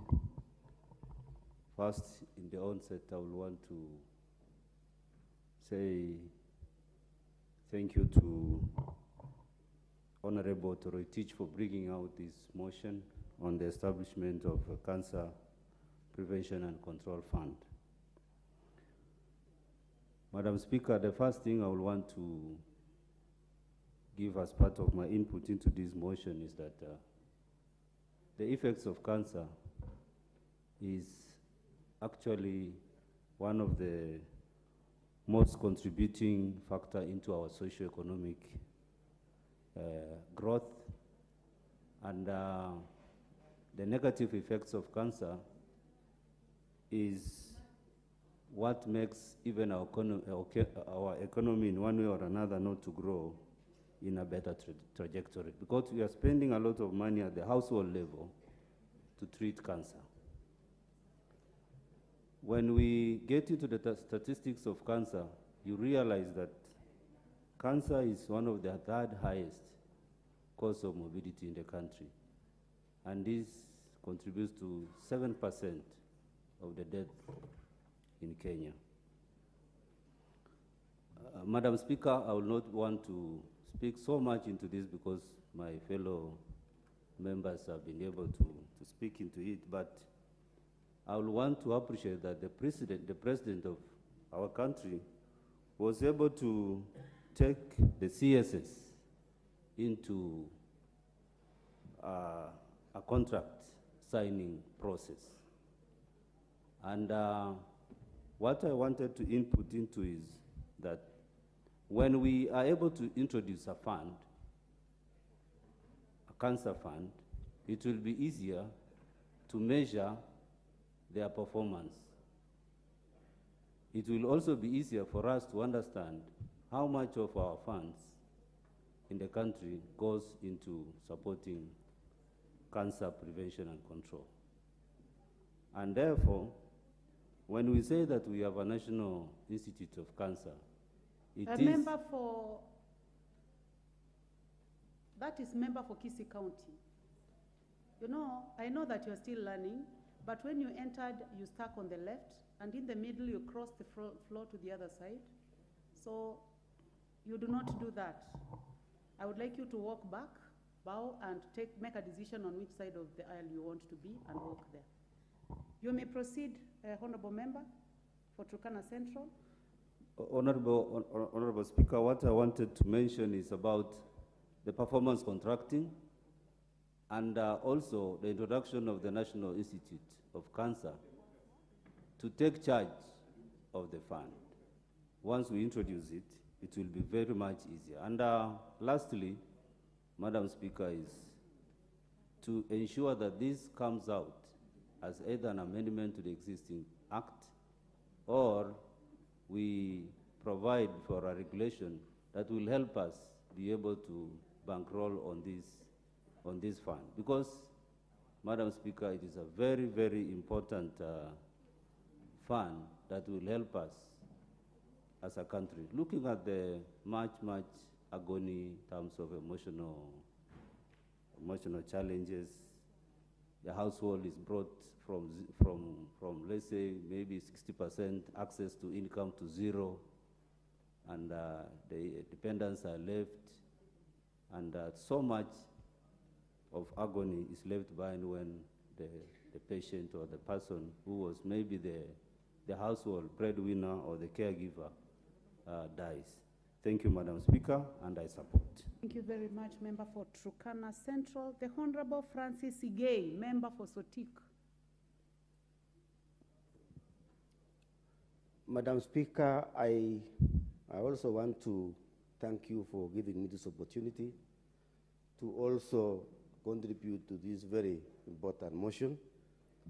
And on onset, Madam Speaker, I want to thank my brother, Honorable Timothy Toroitich, for bringing this very important motion to this House. Honorable Toroitich, through the chair, I would like to thank you. And I know this motion speaks to the people of Sotik, because, Madam Speaker, for many of the funerals I've been attending in my constituency, people have been asking me to talk about this issue in Parliament. Because, Madam Speaker, it is the most prevalent disease in Sotik and the entire Bomet County. Madam Speaker, this disease is costly. This disease is scary. This disease is devastating. This disease is terminal. And therefore, Madam Speaker, this motion has come at the right time. And Madam Speaker, I want to support the member who said we would like the government to declare this disease as a national disaster. That will allow the government now to look for funds, which the Member of Parliament, the sponsor of this motion, has mentioned. Madam Speaker, we need money. This disease has brought our people to abject poverty. People have sold land, people have sold cows, people have sold everything. And Madam Speaker, people who have died are poor, people who have died are rich. It doesn't know the age. It doesn't know the limit of whatever people have. So, Madam Speaker, I would like to mention a number of things which I feel should be done. Number one is the public education. People should be given the issues of causes of this disease to know and understand. I know, Madam Speaker, from the talk which we have had today, it appears that nobody knows the cause of cancer. And therefore, we need to look at the causes of this cancer, because nobody knows. We need experts to come up with the causes, make research, and the government should also give money. And Madam Speaker, I know this House has a duty to really work on this issue. And Madam Speaker, I would like to talk about these pesticides and chemicals. Madam Speaker, it is in the hands of this House. This House can make decisions. This House, Madam Speaker, can call upon those who are responsible of allowing chemicals and pesticides in this country. And Madam Speaker, we have our whole Committee of Health, which can call and summon those who are concerned. The Minister for Health should come to this House and explain to us why they allow these chemicals into our country to kill our people. Madam Speaker, I also want this House to allocate more money so that this government can be able to work on this disease. Madam Speaker, I also want to urge the move of this motion to bring in some amendment on this act, so that we can be able to bring funds and ask for funds from the national community to come and assist us. Madam Speaker, I also want to ask the government to establish a cancer center in every county so that it can be able to do this, to learn and prevent this disease. Madam Speaker, I also know that we have few specialists, especially oncologists in this country are very few. Radiologists in this country are very few. Madam Speaker, we would like to see this being done. And then lastly, Madam Speaker, is the issue of vaccination. We need to look at vaccination. Vaccination is a very important preventive measure, which if it is done, we can prevent these diseases early enough, and screening of patients in this country. Madam Speaker, I would like to support this motion and thank Mheshimiwa Honorable Toroitich for bringing this motion today, and I know it's going to be one of the best motions I've ever seen in this House. Thank you, Madam Speaker. Very much, Member for Sotik. The Honorable Amina Mnyazi, Member for Malindi. Asante sana Mheshimiwa Spika, kwa sababu ya wakati nitazungumza haraka. Jambo la kwanza ni mshukuru ndugu yangu Mheshimiwa Timothy Toroitich kwa sababu hili swala la saratani ni jambo ambalo linagusa kila Mkenya, na ninapozungumza Mheshimiwa Spika ni jambo ambalo liko karibu sana na moyo wangu. Kuunga mkono huu mswada Mheshimiwa Spika ya kwamba tuweze kuweka kitita cha hazina ili sisi kama Wakenya tuweze kujikinga na kudhibiti ugonjwa wa saratani ni jambo ambalo litaweza kutusaidia sisi mahali pakubwa sana. Mheshimiwa Spika, kama nchi sisi tulipokuwa tunapambana na janga la TB, janga la malaria na janga la ukimwi, serikali iliweza kuangazia haya magonjwa kwa undani zaidi, na nafikiria ni wakati saizi Mheshimiwa Spika hata hili janga la saratani tuweze kuliangazia kwa wingi zaidi.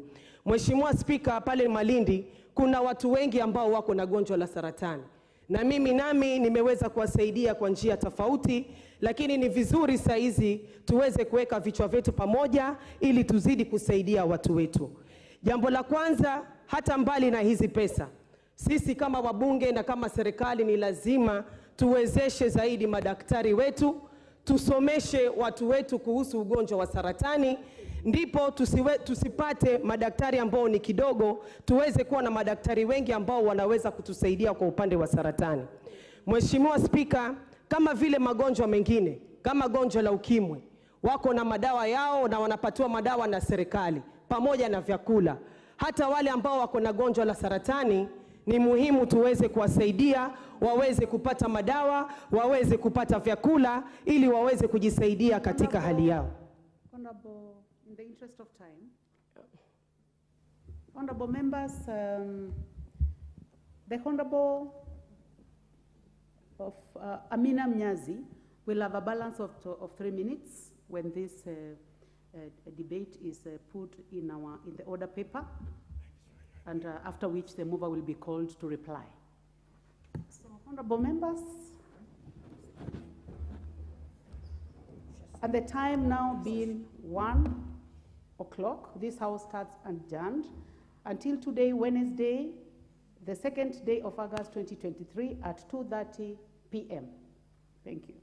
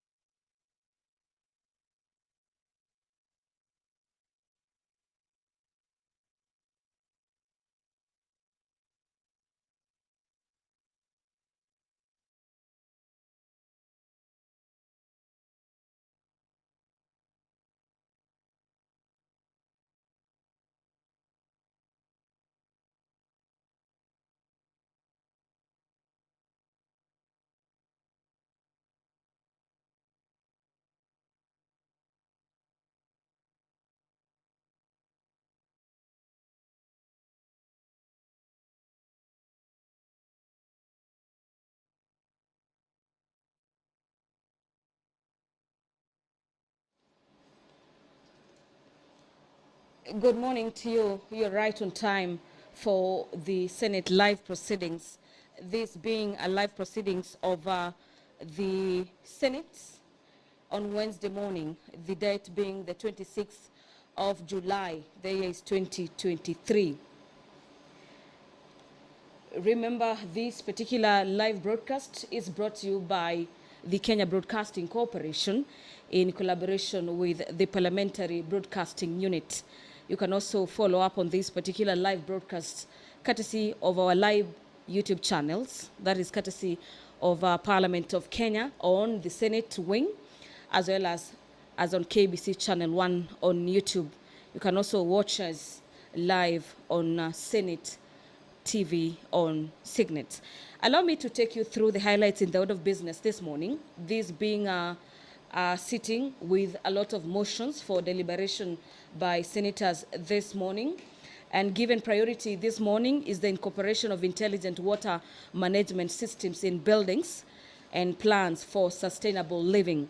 This is a motion spearheaded by Nyeri Senator Wahome Wamatinga, that are aware that water is an essential yet scarce resource whose demand is increasing rapidly, and this is due to population growth, matters urbanization and industrialization, and whose wastage has become an issue that needs to be addressed urgently owing to Kenya's vulnerability to climate change, and appreciating that incorporation of water management systems in building plans, including a variety of techniques and technologies such as rainwater harvesting, wastewater recycling, low-flow plumbing, as well as sensor systems that detect leaks and activate as well as deactivate water flow when necessary, thereby optimizing the use of water by eliminating water over exploitation as well as wastewater management and pollution.